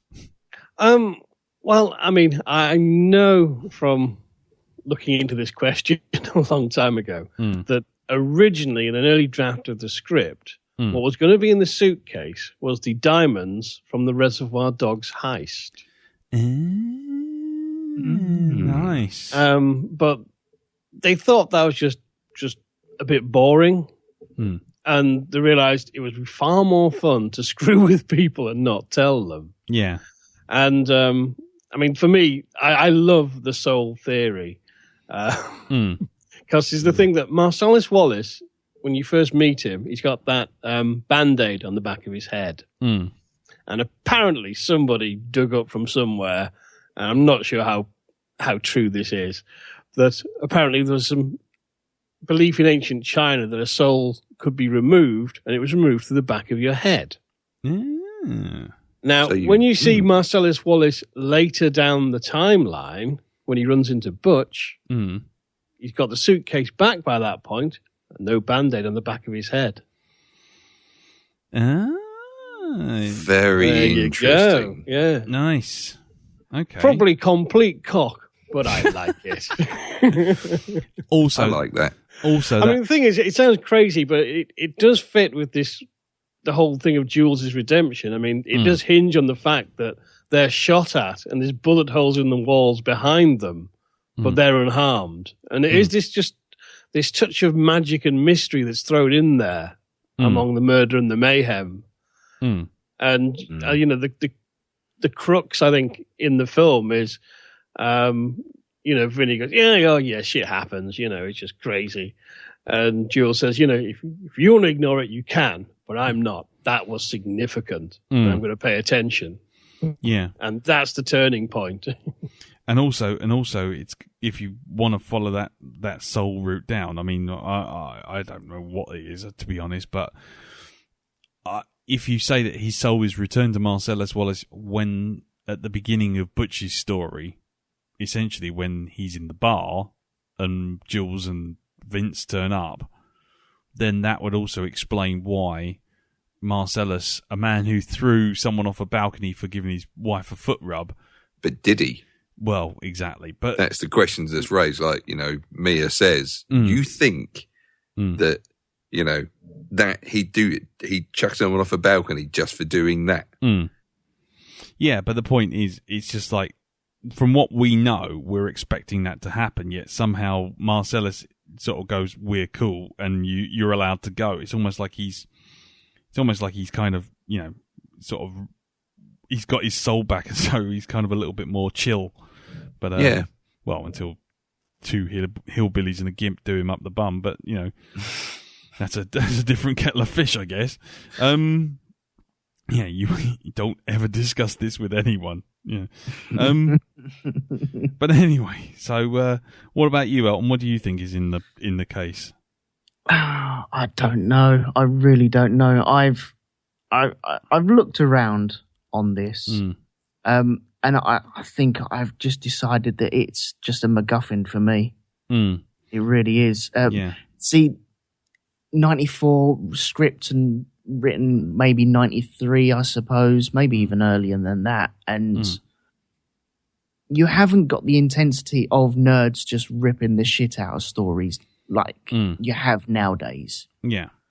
Not saying that he hasn't thought about people ripping the crap out of it and wanting that, but who could have envisaged us ripping movies to pieces over the internet? Ripping TV shows to pieces, diving into so many things, and now people put certain things into certain screens just to throw you off a scent. That wasn't really thought about. Not that it wasn't thought about, but I think it wasn't as mainstream as what it is nowadays. Yeah. And so I think it's a nice touch. It's mystery, and it does add that mystery to it. When you have the mystery and you also have quotes from the Bible, which aren't really quotes from the Bible, but it's made to be like their Bible, and it just adds a whole weight to the situation of what is going on. It really does add a bit of gravitas of what is going on around these people, and that there's something to get, and it's important to these people that are looking at it, but it really doesn't. That doesn't mean it's important to us. Yeah, fair enough. I mean, for me, I don't see that MacGuffin. I'm kind of on your side of things. I mean, on the one hand, I kind of want to know, but I kind of think that even knowing definitively, I know what Jim's saying about the soul and what Darren's saying about the soul, but even knowing definitively would kind of somehow diminish it. And I'm quite happy to sort of go, yep, you got theories, the soul's a good idea, I like that. Someone else was saying it's Elvis's gold costume that turns up in True Romance. I mean, there's lots and lots of theories, but as long as they stay theories, that's fine. I don't think I'd actually, if someone turned around to me and said, you could find out tomorrow exactly what it is, I don't think I'd really want to know. Yeah, you want that little bit of magic. Well, this is it. I've seen various online discussions, and there's always some twonk chirps up and go, well, think about it. When they open the case, they get reflect light. It's obviously gold bricks, duh. It's going, oh, go away. That's no fun. You're missing the entire point of this. Yeah, exactly. The point is it is a mystery, and it can't be solved. Yeah. And Tarantino's smart enough, he's never going to say one way or another what was in there. No. Because he knows full well that would ruin the fun. The thing is, though, the light represents so many things. And we've seen so many shiny things throughout our life. What's the thing in Indiana Jones? The cup of Christ. Could be that. It could be gold bars. It could be fucking Gordon the Gopher pulling a Mooney. We don't know. But it's something shiny and important to the people that are looking at it. And that is the important thing from them shots. Yeah. Yeah. That's very true. Cool. Right, one last thing before we move on to feedback. I mean, is there any particular scene or moment that is your particular favourite? Ooh. Favorite. I suppose when they're cleaning, I think the whole thing from when, is it Marcus or who's the guy that gets shot in the car? Marvin. Everything from there with Vincent and Jules, with Mr. Wolf, and when they're getting hosed down, when they're cleaning the cars, it's just snappy dialogue. It's real clean cuts. it just works really well. Because once again, I've gone from the Bruce Willis thing, and then you're back with Samuel Jackson, and it's just, okay, this is where the story is for me. So I was really enjoying them bits, especially when they're cleaning out the cars and, follow me, you're driving that, no bends in my car. Oh, it's just fucking awesome. Why am I in the back? That bit where they're in the flat with the three drug pushers, it's just after Samuel Jackson's eaten part of the burger, and then he asks if he can have some of his tasty beverage, and it's just him drinking that bit, and there's just that extended pause, and he goes right down to where you hear that noise you make when it runs out. It's just like the tension's building and building and building, you know, and it's getting to that point right there. Yeah. I love that bit. Yeah, that's all. It's beautifully done. To wash down my tasty burger. Yeah. Okay, cool. And what about you, Jim? I kind of agree with Elton. I love the whole Mr. Wolf scene or scenes, but I also do really enjoy the Vincent's date night. I particularly like when he's having that conversation with himself. It's a question of loyalty. Yeah. Arguing with himself. Yeah. Go home, watch some TV, jerk off. There we go. Yeah, that's it. Though shit seems to go down when he's in the toilet as well. I was just about to say that. It does. Sorry. No, it's all right. Don't worry. I was just about to say exactly the same thing. It was like every time he goes to the toilet, something really bad happens. I don't know what the symbolism of that is. But yeah, he goes to a shit and in a coffee shop and it all kicks off. He goes for a shit when there's in Butch's house, he gets shot. He goes for a shit in Marcellus Wallace's house, and he comes out and she's OD'd. It's like, just someone's telling you to sort of like be a bit more regular. Maybe it's an advert for Bran or something. He even fucks up when he's trying to wash his hands in Tarantino's house. Oh yeah. And he gets blood on the towels. Yeah, did you what? I washed my hands. You got them wet? I didn't see you wash them. I didn't want you to turn them into a maxi pad. Yeah. Oh yeah. I mean, all of that dialogue between Jules and Vincent once everything goes south is just brilliant. You know, it's like I'm gonna pop. Oh, you're gonna pop. I'm a mushroom cloud laying motherfucker, and I'm gonna ready to blow. What the fuck am I doing in the back of this car anyway? You blew his brains out. I'm picking out little itty bitty bits of brain out of the carpet. That's all just that's just astounding, you know. Harvey Keitel is just comedy gold as well as Mr. Wolf. Yeah, exactly.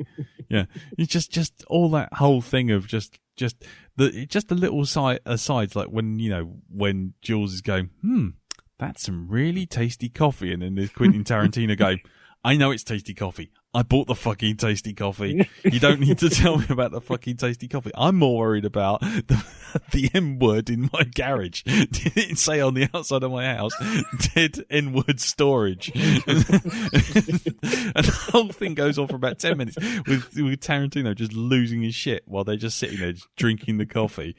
And then the first time you see Mr. Wolf in the house, he picks up the coffee, drinks it and goes, just that little sort of follow up on the quality of the coffee. It's just brilliant. But I mean, for me, I just love that entire Christopher Walken monologue about the watch. It's just, and it's delivered so deadpan in one take from the kid's perspective. It's just brilliant. And the thing is, the kid's looking at him all serious, and it's just this whole thing this watch went for. It's like, yeah, your granddaddy wasn't quite so lucky, but he knew he was going to die on that godforsaken piece of land, so he posted the watch back to your grandmother. and your dad, he took the watch, and he knew they were going to take the watch, so he stuck it up his ass. Then when he died of dysentery, I took it and stuck it out my ass. It's like, And you just know it's, any other film would have played that completely straight and meant seriously, but all the way through that Tarantino's just laughing his bollocks off writing that entire monologue. He was Captain Coons, wasn't he? Yeah, that's right. So, who was in Apocalypse Now? Kurtz. Colonel Kurtz. Oh, okay, right. Yeah. I was trying to piece them together. No. There is a lot of, there's a lot of references to various bits and pieces, but I don't think Apocalypse Now is in there. Maybe it is. I don't know. I mean, maybe next time I watch it, I'll see some. But yeah, it was really cool. I mean, that's one actor I don't really get though, Christopher Walken. Really? I don't get it. What? Okay. I don't know what it is. I just don't like his any. It just doesn't do anything for me. When people lord over him, I don't understand what it's all about. I think it's because he's a bit mad. I think you have to have seen him in the right films. Yeah, you have to have seen him in something like The Deer Hunter first, and then maybe sort of like gang.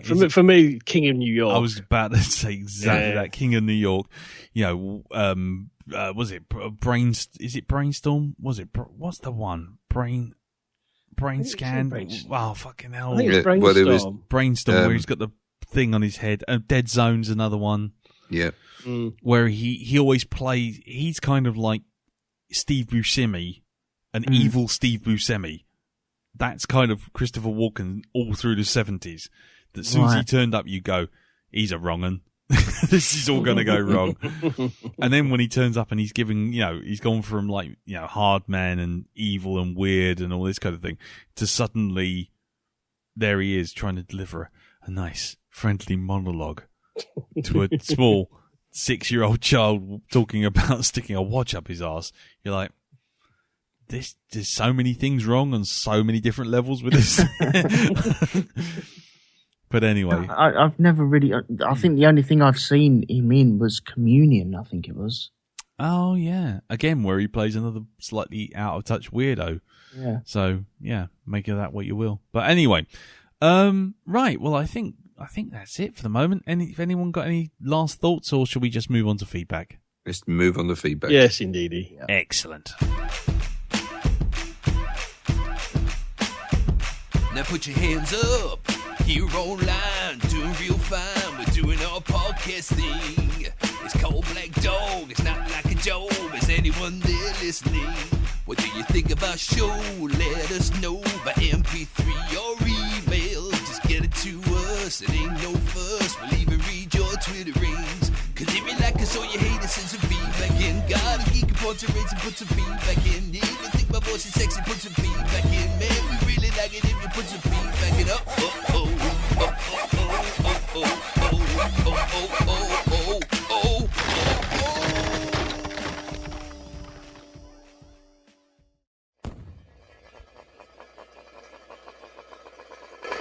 Right, okay, so feedback time, and the first bit of written feedback is from Robert Taylor. Now, before I go into Robert Taylor's feedback, just to say, before we started recording just this section, I did think we had 5 pieces of written feedback. Then when I doled them out to the other guys, I suddenly found that we had 4 pieces of written feedback. So if I've somehow lost your piece of written feedback, then do let me know, and I'll apologise next week. But or let me or post it up on the Facebook group. But I'm pretty sure I haven't done anything weird because I've still got the MP3s and everything. But anyway, so let's just move on. I apologise in advance. So Robert Taylor writes. Right, okay, here we go. He writes, Pulp Fiction feedback. Dear Lee, Darren, Jim, Elton, and Mr. Owl.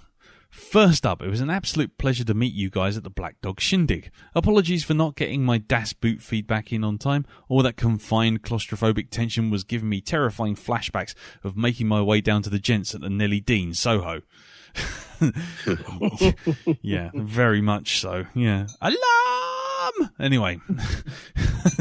I'll give it a few minutes, mate. Anyway, Anyway, my feedback this week is in two parts. The first part was written before rewatching Pulp Fiction, and then my fresh thoughts on the film afterwards.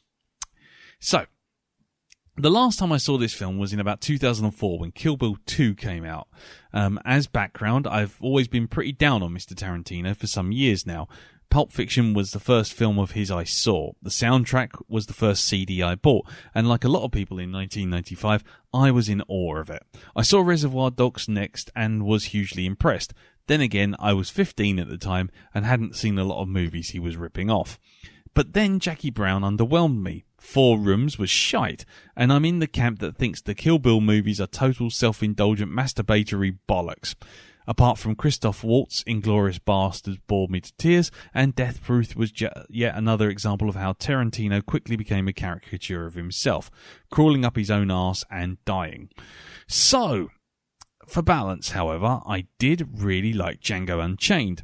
However, although I did have a wobble when Tarantino turned up near the end with an Australian accent that sounded like an Edwardian Cockney trying to do Dick Van Dyke impression. So, when I revisited Pulp Fiction circa 2004, all I could see were Tarantino's now familiar tics and tricks, which have been flogged to death by this point, not only in his own movies, but also by all the imitators who popped up in his wake. It felt dated, way too pleased with itself, inauthentic and tired, and everyone spoke with a Tarantino's voice, which I found supremely irritating. But maybe it was just my growing hostility towards Tarantino colouring it for me rather than being a fair and balanced view of the movie. So now I'll go away, rewatch the film, and let you know what I think of it in 2016. Intermission. Sorry,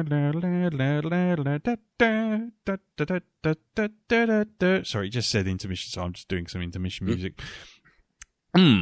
Well, okay, yeah, it's good. Really good, I suppose. Sort of. And it did make me feel nostalgic for the 90s when Tarantino was basically God. Does it feel as fresh and as original as it did then? I guess. But every character in it really does sound like Quentin. There's definitely a resistance streak in me to this movie, but it feels wrong to deny that it's a great and important film nonetheless.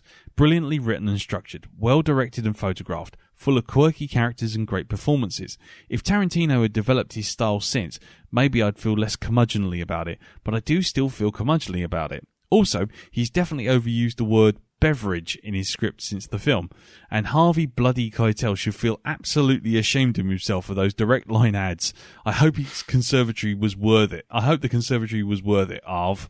Anyway, that's my lot, guys. Rob. Well, thank you very much for that, Rob. I definitely get that. Whole sudden oversaturation of Tarantino suddenly colouring your opinion to him. It's the same thing I got with Kevin Smith. Once you've seen Clerks and Mallrats and, Chasing Amy, everything else after that just felt like a boring retread of the same old shtick being played out over and over again, and Tarantino's no different. But yeah, cool. Anyway, thank you very much. Good to see you too at the shindig at the Nelly Dean. Yes, and thanks for the feedback. It was good. I'm glad you liked it on at least some level. It's hard to deny it's badly made, if nothing else. So, thank you very much for that, sir. Anyone got anything to add over there in the host's corner? No. I suppose it's a good thing that I haven't seen many films, and it works in my advantage, really. It does in this particular instance. It certainly does. But yeah, you still know fuck all. Yes, I still seem fuck all. Anyway, right. Well, anyway, thank you very much for that, Robert. And now it's over to you, Darren. Who do you have next? We have Gary Madden. Mr. Spock. And what does he have to say? Yes. And he sent a mail titled, "Don't leave your gun on the counter or you'll get shot in the Pop-Tarts." Greetings, various and sundry Black Dog Rule. Well, it's week 2 of Educating Elton month. Note that that is month, not Monte. Monte? Though from now on, the Elton Monte will be a certain host stripper name. I think you'll all agree the full Elton Monte has a certain ring Anyway, let's walk away from that slowly and turn our attention to Pulp Fiction. Some friends of mine had a theory that Pulp Fiction was cursed. It all started one evening when they were fixing some chili, popped in the DVD of Pulp Fiction, and they discovered that their neighbour had set the apartment building on fire. They would have chalked it up to bad luck if it wasn't for the fact that the next time they tried to watch Pulp Fiction, they were also fixing chili and their apartment caught fire a second time. Let's just say their viewership dropped off after the second fire. It could just be that they're shit at making chili. I think so. Just putting it out there that maybe they let it burn. Maybe it was the chili was too hot. There we go. Okay. Indeed. Maybe like the film, maybe they made it in the wrong order. Yeah. Maybe they did, yeah. Yeah. Put the pan on, let it burn, put the oil in, and it burst into flames. Who knew? Hey, there you go. Anyway, for me, well, I used to like Pulp Fiction. I think back then it seemed new, innovative, and fun. The action was over the top, the characters foul-mouthed, and the whole thing was just kind of felt batshit crazy. Or is it owl shit crazy? Whatever the source of the shit, over the time, Pulp Fiction's kind of turned to manure for me. I'm not sure whether it was laying the rose-tinted specs. I'm not sure whether it was laying those rose-tinted specs aside or the fact that I'm about a decade older than the last time I watched Pulp Fiction, but I couldn't stop thinking how poorly constructed its story is. I had a writing instructor who taught that a story's protagonist was the character who evolved over the course of the story. If you subscribe to this theory, Butch, the washed-up perluca, is our protagonist, and the story should be about his journey, instead of focusing on how Butch goes from patsy to puncher and then resolves his relationship with Marcellus Wallace. We may have to sit through Quentin Tarantino's Usual Shit and Distractions show before we even meet our protagonist. To understand the extent of Tarantino's lack of focus, all you need to do is count the acts that could be dropped without impacting the protagonist's story. Typically, the story is divided into 7 parts, each one in intertitle.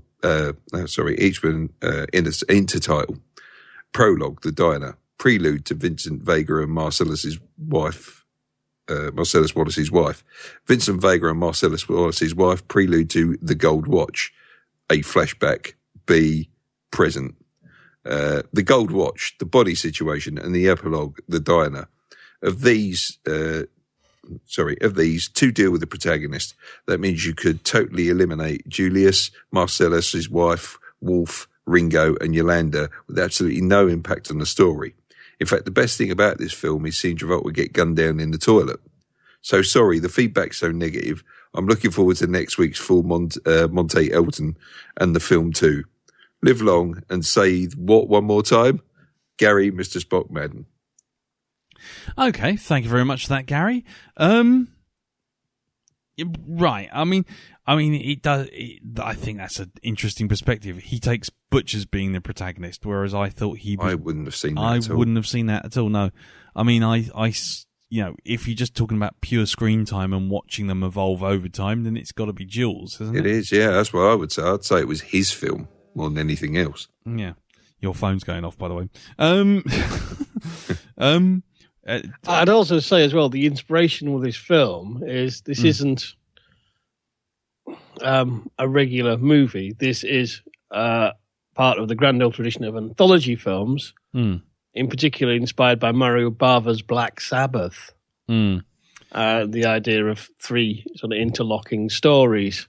Yeah. And, when you have that kind of a film like this, or say like Shortcuts or Creepshow, you're not getting the kind of movie as a novel story or a protagonist plot structures.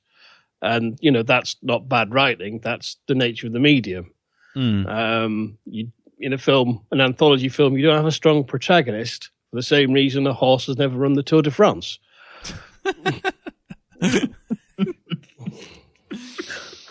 Well, that's an interesting way of putting it. Well, you know what I mean, but it's kind of it's not that kind of form. It's not written to that sort of way. I think in this film, it's kind of, you can say Jules is the protagonist, but it's 3 stories that overlap that all have their own sort of sub-protagonists anyway. It's a different kind of approach. I mean, because he doesn't do the usual kind of wrap around. Here's a story. Here's a story. Here's a story that you normally get in anthology films. Sometimes I think people sort of get a bit confused with Pulp Fiction and forget that it is actually a portmanteau movie. Yeah. And, that is how it was conceived as well. I mean, so, there you go. Yeah, well, there you go. Okay, well, thank you very much for that anyway, Gary. Good feedback as always, and I don't think he's going to be the only one who finds it a little lackluster this week. But anyway, right, okay, well then let's move on to our next piece of feedback, and that is Jim. Next, we have Dr. Scum himself. Fred Mr. Fred Lubno. Yeah, excellent. Okay, and what does Fred have to say? Fred writes, "Hello, Blackdog crew. Hope all is well. I've not seen Pulp Fiction since the mid-1990s when it first came out, and I watched it at a friend's house on VHS tape. While I've seen almost all of Quentin Tarantino's movies, I've never seen one in a theatre. I've always rented his films and enjoyed them, but have really had no desire to own them or see them multiple times. Don't know why. Generally, I like his movies. It's just I don't have a desire to see them more than once. However, I must say, this was a nice revisit. I forgot how many quotable lines there are in this movie. The music is fantastic, and the cast was great. Comparing Pulp Fiction to Tarantino's more recent films, I forgot how much fun his films could be. His recent films seem far too serious. Just a few notes on the film. The brief scene between Travolta and Willis in the bars is absolutely electric. I completely forgot Christopher Walken was in this film. Also, here's a tip. If a man with a gun starts quoting Bible verses, run. Run like the Three Stooges at the end of one of their shorts. Or run like Benny Hill. And Serpentine. Run, Serpentine. The last thing I will mention is that when watching Pulp Fiction for the first time, I was having some beers at a friend's house. He'd seen the film previously, and at the point at which Bruce Willis enters the pawn shop, my friend stopped the tape and said, "Okay, you could sit here for 3 years and write scenes for what you think will happen next, and you'll never guess what is going to happen next." And you know what? He was absolutely right. The Gimp scene is one of those pieces of cinema history that burns into one's brain. Yeah. In conclusion, a great film that was a lot of fun. I can't see myself watching it again anytime soon, but absolutely worth the rewatch. Thank you, Black Dog. Looking forward to the next Educating Elton film. Brilliant. Well, thank you very much for that, Dr. Scum, Fred. Yeah, I'm glad you liked it. I mean, I have to say I always feel the same with Tarantino movies. It's like going swimming. Once you're doing it, you're fine. But when you think about, I've got to go to the swimming pool, I've got to get ready, I've got to look like a big lump falling in the pool's going to be cold, you generally talk yourself out of it. But then all of a sudden you're sort of in there and you're like, actually, I quite like this, I should do this more often. And that's exactly what I'm like with Tarantino movies. Brilliant. Well, thank you very much for that, Fred. And right, let's move on to our last bit of written feedback, unless I have somehow inadvertently lost another piece, but I hope I haven't. And who is it, Elton? It's Cole the Bastard Hurley. And what does he have to say about the film? Right, he says, "Dear Lee, Darren, Jim and Elton. So, Pulp Fiction. I'm going to say, flat out, I came to this movie super late. It doesn't help that it was released about a week before I was even born." Right, let's all cut in right now. You bastard. Yeah. This is where he gets his fucking name from. Yeah, bloody fetus. God damn it. Oh, we don't like to be reminded of our mortality and our decrepitude. Anyway, I'll jump sorry. back, please. Yeah, go on. Let's not piss him off completely. Go on. Yeah. But yeah, Pulp Fiction, for everything I hear, kind of helped to set the trend in the films in the 1990s, for better or worse.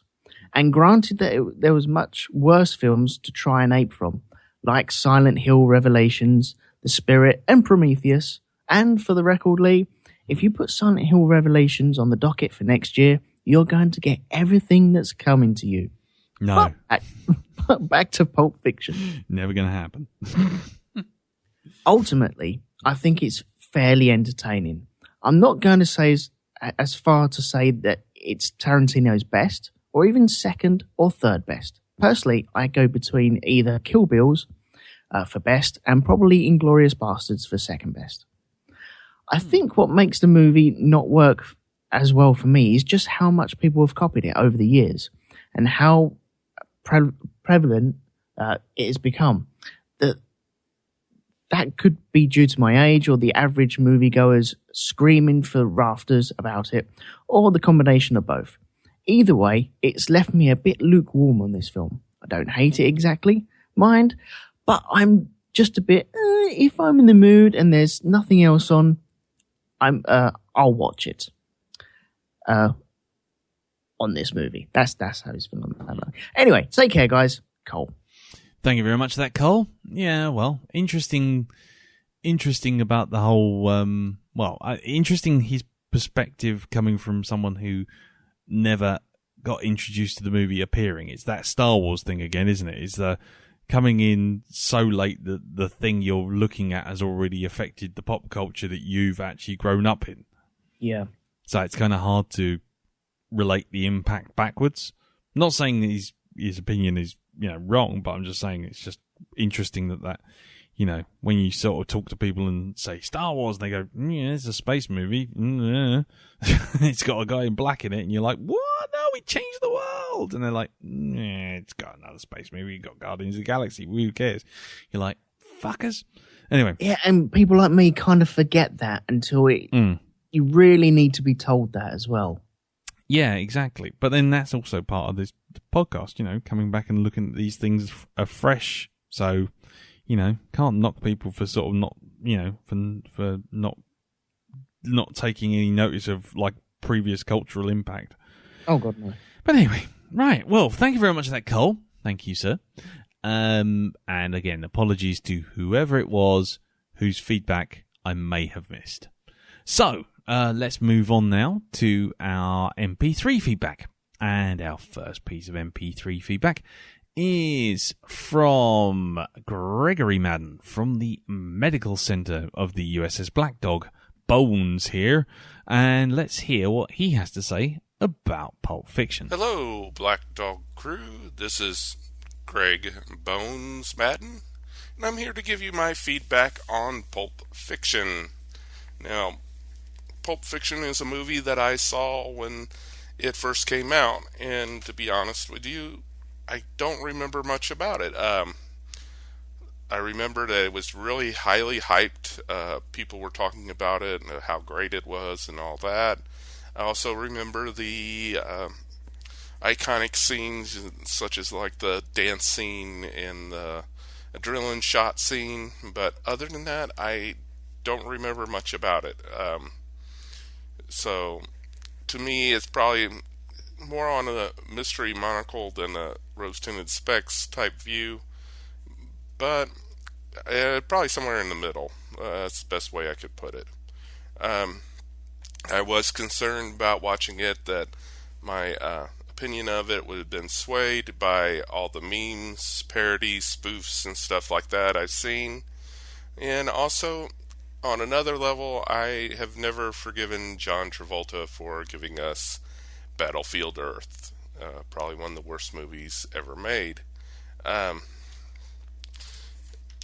anyways, I try to get past that and watch the movie, and I realized after seeing it, it was a typical Quentin Tarantino movie. The plot was very thin. Like I say with most Tarantino movies, it's only skin deep. There's not really much to them. Now, I have not seen Jackie Brown, which is arguably one of his best movies. But I'm not a big Tarantino fan, and I thought the show was shallow and really didn't say much. I mean, it didn't have a really big storyline. It was just like a moment in time, a group of great scenes smashed together to make a story. if that makes any sense to anybody. As far as watching it, it was okay. Like I said, it was really a shallow movie. I thought there was some mistakes that really distracted me from watching the show. One was when Mia overdosed and Vincent was driving her to the drug house to try to get help. It was so obviously a green screen behind them that, it distracted me from the scene, and to me that's unforgivable on a movie of this caliber. A few little minor mistakes that I seen in it that I caught were like when Samuel Jackson Julius shoots the man on the couch in the apartment scene. He obviously doesn't point the gun at anywhere that would be a shot that would actually kill the man right off the bat. Another thing was when the guy burst out of the other room, the miracle scene is what I think it's called, and he empties the gun at him, and if you look behind him, there's very obviously 3 holes, and the gun was a 6-shooter, so there should have been 6 holes. I know that was very nitpicky, but, what happened to the other 3 shots? Maybe that is part of the miracle scene of it that Julius thinks is a miracle. I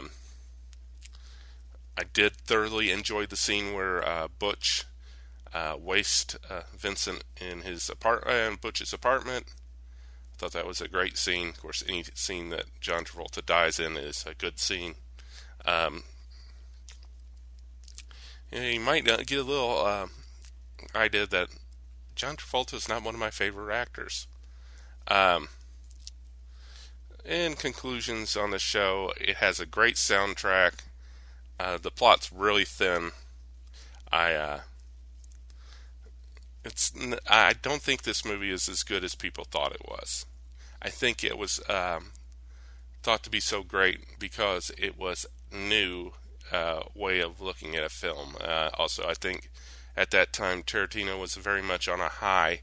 I think he had finished maybe Reservoir Dogs close to this, and that show was really popular. But I think it was something different, and that was what made people like it. And looking back, you see all the flaws in it and find out it's not as good as people thought at the time. But I'll wrap this up here, and you guys have a great week, and looking forward to getting to LA Confidential. I look forward to that, and I will bid you adieu from the Blackdog Medical Bays. See you next week. Bye. Bye. Bye. Bye. Okay. I mean, interesting. I mean, with that one, firstly, thank you, Greg. And the one thing I would say with that is, it's the same thing again, isn't it? It's that whole thing of his stuff has become so ingrained and such a parody of itself that coming back to any of this stuff anyway is just like, really? Is this new? It's hard to kind of not appreciate it, because it's just, if you don't like it, you don't like it. But cool. I mean, I don't know. It's what we were saying. I was saying in my thoughts on it that that this film was very zeitgeist. It did have a big influence. And when you come back now, it is kind of, you've lost some of that freshness it had. Yeah, the freshness is now stale. And yes, I mean, I certainly understand what you mean by Tarantino doing films that are great scenes smashed together. Yeah, exactly. Yeah. I mean, bloody. Wait. Go on. He was saying about the plot being very, very weak. And I suppose if you look at it on the on paper, it is fairly weak. But what you're watching is a mishmash of lots of different scenes all juggled around, and what you don't realize is that you're having more fun putting it all together and working it out. And that is part of the film that he's presented to you. If he'd just presented to you in one linear timeline, you wouldn't have as much fun with it. Yeah. It'll be too simple for you. And so this is jumping it around, you're jumping between places, and that is the glory of it.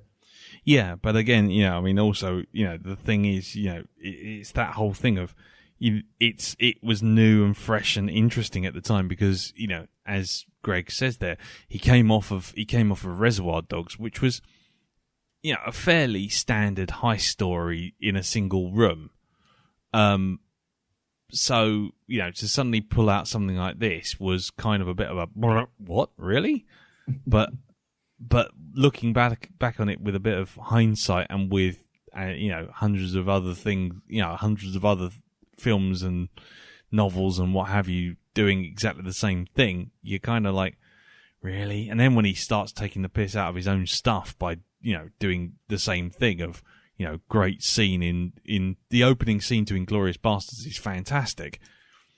But when he does it again with sitting Christoph Waltz down with the French heroine at the dinner table and just sort of eating that fucking apple strudel, you're like, oh, fuck off. Just get on with telling the story. Don't, and that's the problem. It's kind of like Tarantino doing Tarantino over and over again. You get a bit tired of it.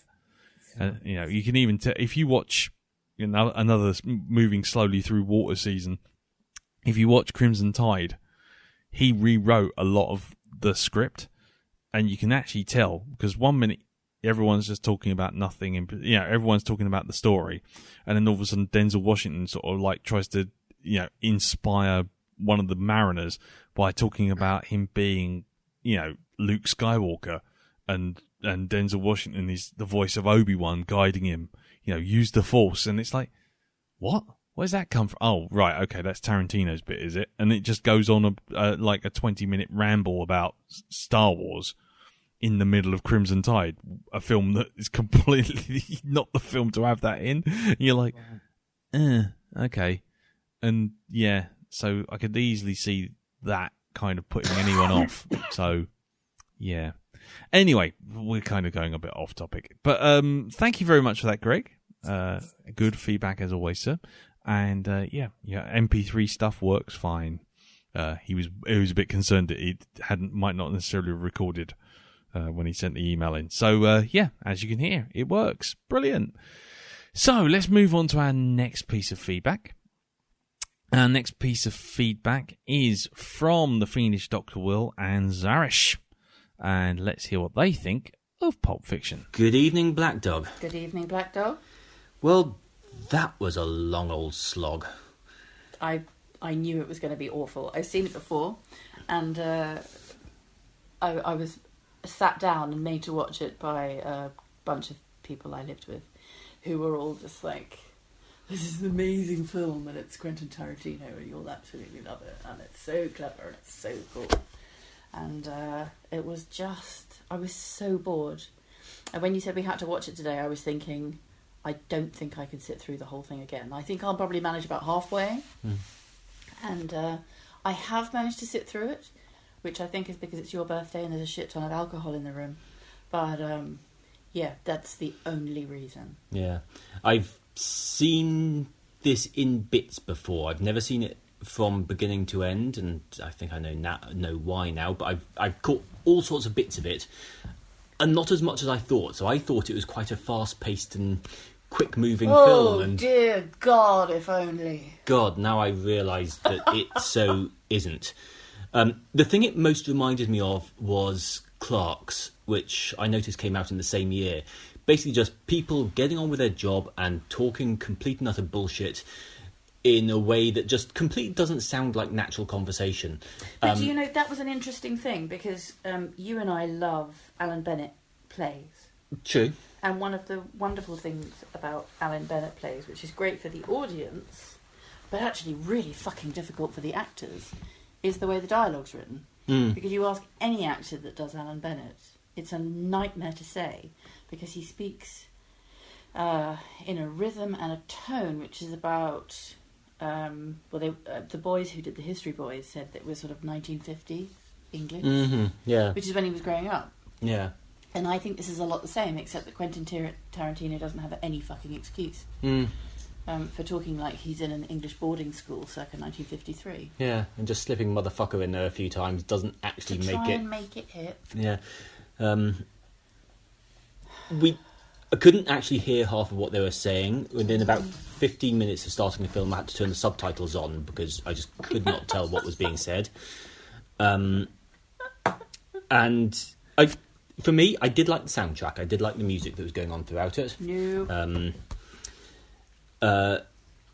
But I did snork about 3 times. There were 3 lines that made me go... There were a few good moments. I mean, there were a few good lines that made me laugh, but they were generally made a lot... They lost their impact by the fact that it was then included within a scene that just dragged on and on and on and on. So any impact of the bits that made me laugh just didn't work. It's so like diamond mining, isn't it? You have to dig for about 30 years before you find a decent joke. Yeah. For me, I did like the whole scene with Marcellus and Butch going to the gimp shop. That worked for me. I like shop, actually. Gimp shop. It had a gimp in it. It was a shop. It had a gimp in it. It's a gimp shop. I mean, I liked the whole bit of just sort of driving up to the traffic lights and Marcellus was there walking across the front of the car. That was a good moment. Yeah, and that whole bit, and then the deciding who's going to save Marcellus. For me, that was good. And then it suddenly carried on for what felt like another hour after that, and that was just... And rape is entertainment, which I'm never comfy with. Doesn't matter who it is. I did that sort of moment coming out of that scene when he said to him, "Are you okay?" And he said, "I'm about as far from okay as it's possible to be." But, he was all sort of cool about it, and I don't think anyone's cool about that situation. And, like all of that stuff in the coffee shop with the being held up, everyone was incredibly cool about it, and I don't think that you would be. The girlfriend, "Where's my car?" "Oh, well, I had to crash it." Okay. No one had a genuine human reaction to anything. Yeah. Guy in his house saying, "My wife's going to be home in an hour and a half," and you have a man with his head blown off in a blood-filled car in my garage.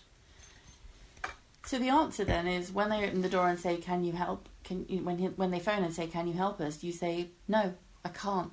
I genuinely can't help you." And yes, that would make it a very short film, if only. But it just, none of it hung together. Yeah, the scenes did seem quite pointless. There were a lot of sections of it that just didn't seem to add anything to the rest of the film. It was quite interesting, actually, because Harriet said you could lose that entire storyline with the Bruce Willis thing, cut that out, and it might actually make it a better film. I don't know. I haven't thought enough about the structure of it, and you said that was the only interesting bit, and bloody hell it wasn't. But... Yeah, and you had, the whole twist dance bit, and that was one of the most lifeless dances I've ever seen. So God knows how they actually won a competition for that, but it just there didn't appear to be any spark between them. So why they suddenly ended up wanting to go back and shag after that, it was like there was nothing going on there. There was nothing happening. Well, it was that's heroin. Not that you can get it out on heroin. Yeah, true. Yeah. Anywho, so. I think... Dull, boring, no, awful. Sorry guys. Not good for us. Take care. I'll see you next time. Hi. Sorry, this is just an addenda from me and a PS. I just wanted to say thank you very much for putting Das Boot on the ticket, because I cannot say I loved it or I enjoyed it, but that was one of the finest pieces of filmmaking it's been my privilege to see.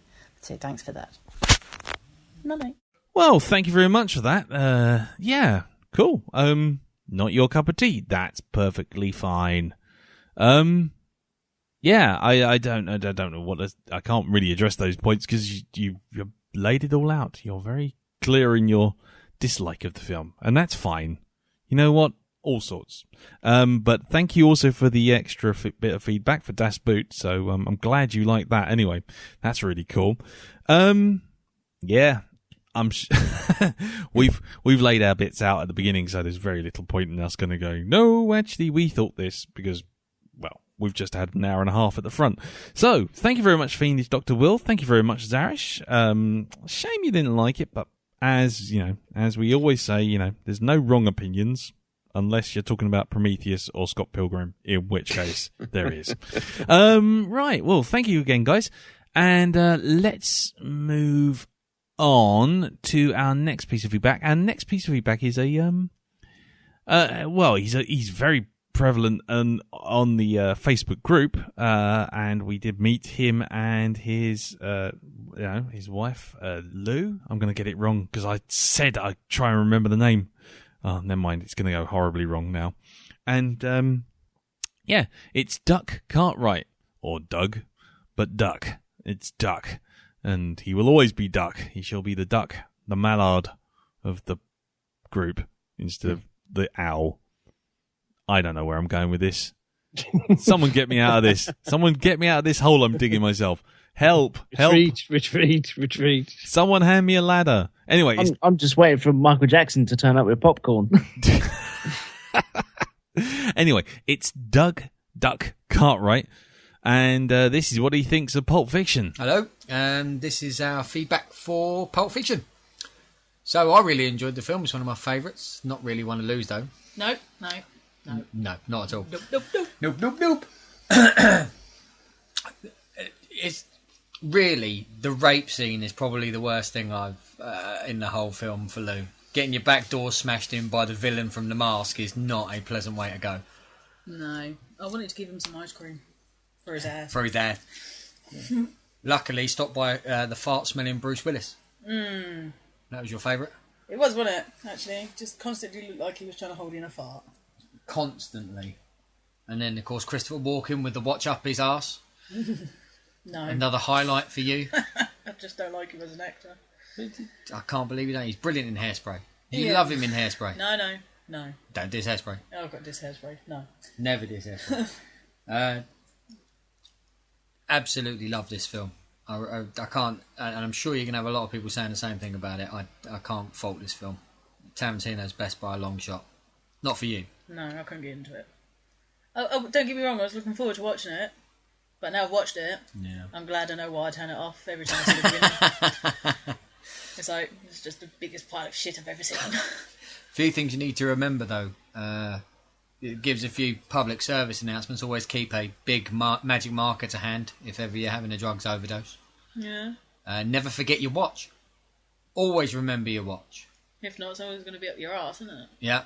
And always check your toilet before making breakfast if you're being hunted by hitmen. Yeah. Because otherwise, he shows up reading the book, you have to shoot him in the shitter. Bad times. Not pretty. Not pretty at all. No. So for me, it's like 5 stars. Oh, it's maybe 6. 6 stars for me. And for Lou? None. It's in the negatives, and it's so far beyond it's unreal. Oh, and Fabienne, what a moany bitch. I think that's about it, really. Yeah. So I'm looking forward to the next one. So after educating Elton, we've had educating Lou. It's the first time she's seen it. No. Never watching it again, are you? No. Might burn your copies, that's fine. Get away from my DVDs. So yeah, can't wait for next week. Thanks very much, guys. Speak to you soon. Bye. Bye. Well, thank you very much for that, Lou and Duck. Lou's not that impressed. Fair enough. But yeah, I'm glad Duck I'm glad you liked it, dude. Top. Well, yeah, top film apparently. So there you go. Yeah, no one really wants to get sexually abused by the villain, any villain, but having the villain from The Mask do it is probably a double extra whammy of terribleness. Good choice of words there as well. Yeah, I know. I'm just working on it. I'm just going from one piece of feedback, disliking that moment, to another, and then suddenly having to talk about it in some terms like that is Yeah, there you go. I'm still down this hole. It is all about the arsehole, isn't it? It is all about the arsehole, isn't it? Yeah.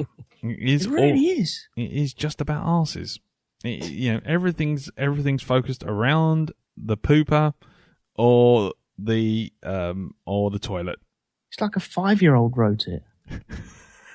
Are you changing your opinion on it now, Elton? Oh, no. Oh, I thought it was great. Right. I thought it was really good. Cool. Okay, fair enough. Well, thank you very much for that, Duck. Thank you very much for that, Lou.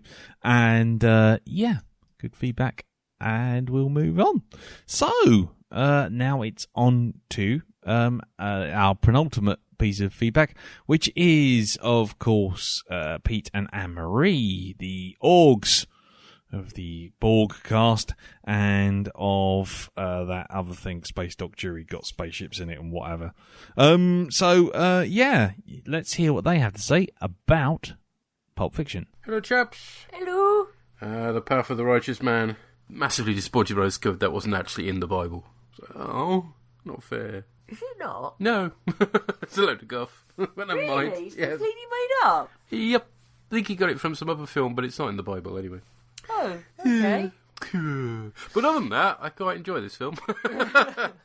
There's a patch that always slows right down for me, the bit when Mia and Vincent go out for a meal, get stoned, do a bit of dancing. So, oh, come on. But it doesn't suffer from much of the later Tarantino stuff of scenes overstaying their welcome for the most part. That's probably the only one I can think of. Plot's very cleverly put together, obviously. Yeah. I love the way that the first time I watched it, it's like, oh, hang on, what's going on here? He just died. Yeah. The acting's fantastic, especially Samuel L. Jackson, obviously. Yeah, and the dialogue as well. Oh, yes. Oh, but also Harvey Keitel is just... Yeah, he's cool. he's brilliant. So, yeah, and to be honest, it's probably my second favourite Tarantino. I prefer Jackie Brown, because I think it's got heart. I think it's the only Tarantino film that's got any heart to it, but there we are. But this one's not bad. It's certainly got some fantastic lines in it anyway. Although I had totally forgotten the whole thing about his dad's watch and he kept it up his arse. I remembered that, but I'd totally forgotten the line about he died of dysentery. Nice. And I'm just like, ew, yuck. I had completely forgotten that. There we are. On that tasteful note, we'll say cheery bye. Bye. Bye. I'd like to raise a point about the watch that I don't think anybody else has raised, which is how fucking unlucky that watch is. Right? 90% of the people that have worn it have died while wearing it. Or having it shoved and worn in it there. internally. Yeah, exactly. So it's kind of like it's a family curse that they're just passing down. Yeah, pretty much. Yeah. This is very, very true. Well, it almost got Bruce Willis killed as well. Well, that is very true too. Yeah, it's all about shit, arses, and and bad luck. Yeah. Well, there you go. There's a new perspective on a. Well, there's so many theses about this. Oh God, that sounds wrong, doesn't it? Thesis on this film. That maybe there should be a thesis on feces in this film. I don't know where I'm going with this. It's very late at night. Don't judge me. Thank you very much for that, Pete. Thank you very much for that, Anne-Marie. And you can hear them on the broadcast, which you can find at broadcast.geekplanetonline.com. You can also find it on iTunes. And you can hear Pete with me and Andy Plastides on the Space Dock Jury, which is spacedock.geekplanetonline.com. And again on iTunes. Anyway, right, well that's that for the MP3 feedback, except for one. And of course that is Drew and Tracy. And let's hear what they think about Pulp Fiction. Hello, Famous 4. Just watched Pulp Fiction. Yahoo! So go on then. What do you reckon of that? We must have watched this film about 100 times. In the past, though? Since its release, yeah. In all its entirety, since 1994, we must have watched it about 100 times. Yes. And we've always really enjoyed it. This is a film that we would often like when old Duck Friends Cartwright come round, we'd all watch it together. Absolutely. It was just something you'd put on. Yes. So it's one of our favourite films, and I really thought I was going to be right. This is a chance to be really objective tonight and kind of critique it, but I can't. Yet again, I have loved this film, and I can't find fault with it. We've laughed through it. We've kind of said how brilliant it is, and I think love that's it. the thing. I remember when we went the first time we watched it, when it was new out. I think we'd watched Reservoir Dogs, and then like it was, oh, this is the new film from Quentin Tarantino. Yeah. I remember watching it and being like a little bit horrified because I'm not into blood and guts and violence. And I remember the first time I saw it, I was just like, I don't think I like that. But I think just on the more you watch it, the more you see it's full of comedy. Jules and Vern, their relationship is just brilliant. So hilarious. You just end up laughing through the whole thing, which is why it's a film that we put on when we're all like mates together, because it's really funny. Absolutely. Actually, I have a real craving for a foot massage. Yeah, and the music is great. I know the music's dated a little bit when we hear like all these music, because I was really listening to all these tracks in the 90s.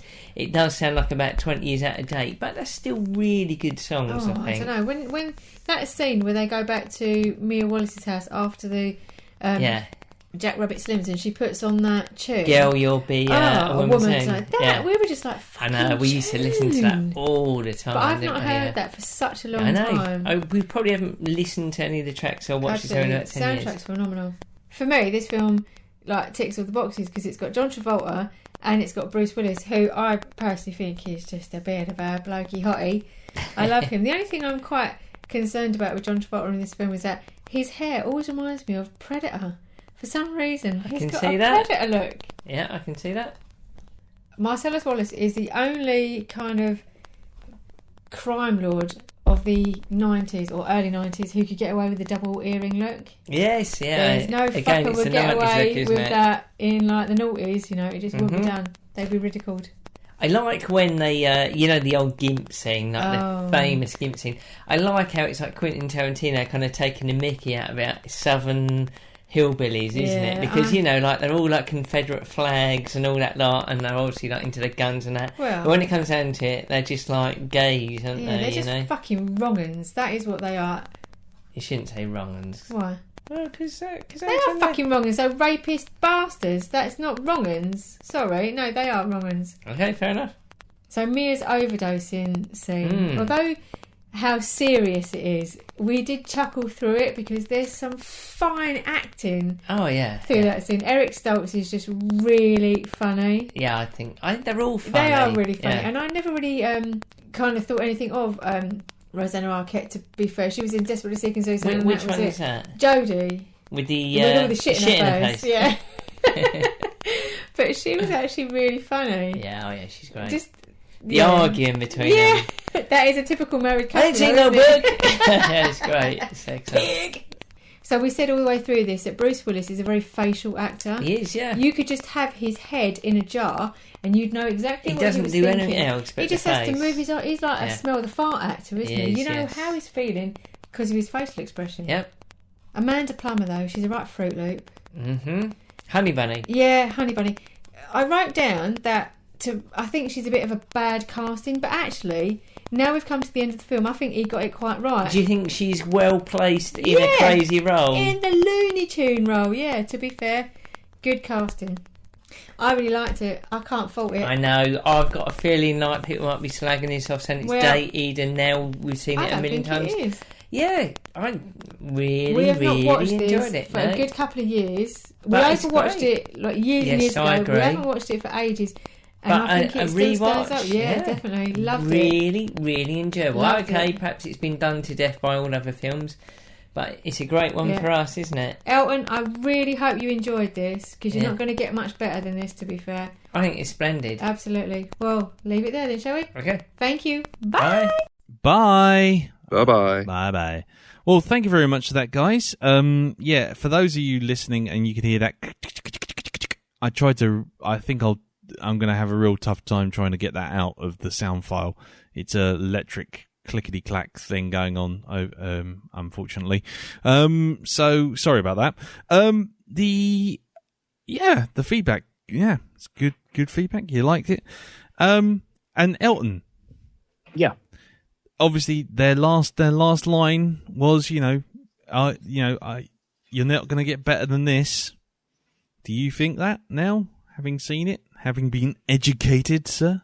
Okay. I don't feel I've missed anything by not watching it at the appropriate time when it first came out. But I really, really bloody enjoyed it. Really did. I feel it set me up for watches later on. I will definitely watch this again. I've bought it, so I'm very happy with that. But I don't feel like I've lost anything. Don't feel like I've missed anything. Not like you missed out. No, not really, no. I came into this, I wasn't too sure whether I was looking forward to watching this or not, but I've come out really enjoying it. So cool. It is thumbs up from me, but I could have watched it in 10 years' time for the first time, maybe not really thought any different as I am now. Cool. Okay, that's fair enough. Just wondering, obviously educating Elton season, so just see how you feel about it. Yeah. Cool. Okay, well that's that. Well, thank you very much to everyone who sent in feedback, good at both positive and negative. And thank you to everyone who's written in and done MP3, and thank you all for listening up to this point. Now it's time to move on to our next movie. Now, on the Facebook group, in case you're not on the Facebook group, which is facebook.com/group/the Blackdog podcast, I put up a notice that basically said that because we had 2 weeks in September which were kind of a bit all over the place, with Darren being off 1 week and then me being off and shutting the whole thing down for another week, Educating Elton months kind of slid a bit, and it slid straight into Indeterminate Weeks of Horror Month. So we're going to put the brakes on Educating Elton for October, and we're going to go into our standard usual Oktoberfest of horror films. And the first one is one that we really should have done right at the bloody off of this whole series, because frankly, it's the whole reason. Its title is the season which we are, commemorating with the horror movies, which is John Carpenter's Halloween. So that will be our first of the horror movies for October. It is my choice, because again, every time we do this horror film season, I always go, we should do Halloween, and then we go off and do something entirely different. But this time, shit will get off the pot, to use a Pulp Fiction theme. So, has anyone not seen Halloween? I have. I don't remember a single thing about it though. Right. Okay. Jim, I can't believe you have not seen Halloween. I've seen it many times. Right, okay, that's cool. Whew. Okay. I was just waiting for you to go, nope, and I'm like, Educating Jim month. No, not in the realms of horror. I feel that would be patronising in the extreme. And next week, teach your grandmother to suck eggs month. Right, and and you, Darren, you've seen it. I know for a fact you've seen it. Cool. Well, is everyone looking forward to this? What's everyone's opinion on this, Darren? Yeah, looking forward to seeing it. See if it stands up to memory. Yeah. It's been a long while since I've seen Halloween. So, it will be very, very interesting to see if it still has that same sort of creepiness about it. Yeah. It's cool. Okie dokie. And what about you, Jim? I'm looking forward to revisiting this movie again. I don't watch it every year at Halloween, but I did watch it last year again on shiny Blu-ray. Nice, which was fantastic. I say I've got a long history with this movie. I actually first saw it on a Halloween night horror marathon. Yeah? Oh, yeah, right. Yeah. We had 4 films. We we had Halloween, we had Scanners, we had Nice. Creep Show, I think the other one had The Evil Dead. Nice. Yeah. Well, if you're gonna have a horror movie night, that's a good lineup, isn't it? Yeah, absolutely. Cool. It was one of those films I didn't want to take the tape back to the shop. Halloween. I didn't do most of those tapes back to the shop, let's be honest. Yeah. But I think Halloween, though, it's one of those movies. On one hand, it's obviously dated. It's probably the film that really did start the slasher ball rolling. Without Halloween, you wouldn't have Friday the 13th and everything else. However, kind of like Black Christmas we did last year. Oh, yeah. As a prototype, there's significant differences to what came after it. But I think watching it now, you see for a filmmaker's, a film made with not much money, produced by people with no artistic expectations or inclinations, but they just gave some cash to a young filmmaker, said, knock us out a horror film. And I think Carpenter produced a beautiful, expertly crafted movie. It's just beautiful cinematography from Dean Cundy. Very atmospheric score. And I think, I'm really looking forward to revisiting it again. Because it's one of those movies, as I get older, I appreciate more than the obvious about it, if you know what I mean. Yeah. And, when I watched it last year, I was just spotting things in it I'd not seen before. Nice. Just little touches, the way he sets things up. And so I'm looking forward to going back again this week, and I'm sure something else will surprise me. So. Oh, well, excellent. This is good. This is a nice little juicy dangler for next week. Elton, we just said you don't really remember much of it, do you? No, I don't know. On one hand, I'm looking forward to it. Yeah. Because I can do slasher movies. Right. The other hand, it's Halloween, and I tend to get creeped out for no apparent reason. Okay. Do you want... Go on. Just because of the season that is upon us, and I'm going to have to get the roast potatoes out, I feel. I was going to say, do you want to make a little gamble on how many roast potatoes you'll aim for this month?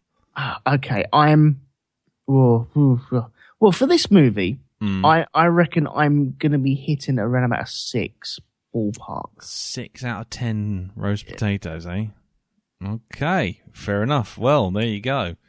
Right, well, for me, this movie is a classic. I've loved it from the day I saw it the first time on Betamax, right through to every time since that I've ever watched it. So I'm not going to be very objective about this one. I've got to be honest with you. It scared the fuck out of me. And as ever, it's always what you don't see rather than what you do. And Halloween's very, very goreless, but it also implies a hell of a lot of nasty stuff. So that is always more powerful, I think. And yeah, I'm really looking forward to seeing this because I haven't seen this in about 4 or 5 years, but I do love it. So there you go. That's our thoughts on it at the moment. If you have any thoughts, then obviously watch the film, send us in some feedback to blackdog@geekplanetonline.com. Or leave us some feedback on the Facebook group, which is facebook.com/group/the Blackdog Podcast. So before we go, it just leaves us to have the co-hosts tout their wares. And over to you, Jim. Well, you can hear me every week on my own podcast, Hypnagoria. On the episode that just dropped, I'm reading a weird fiction classic from Mr. Clark Ashton Smith, one of his tales set in Lovecraft's Cthulhu Mythos universe. Very good at it. And I'm not sure what's coming this weekend. Depends what episode I finish next. It might be a commentary on the not very classic at all William Shatner, Ernest Borgnine Satanist film, The Devil's Reign, which incidentally is the first screen appearance of a young John Travolta as a cultist.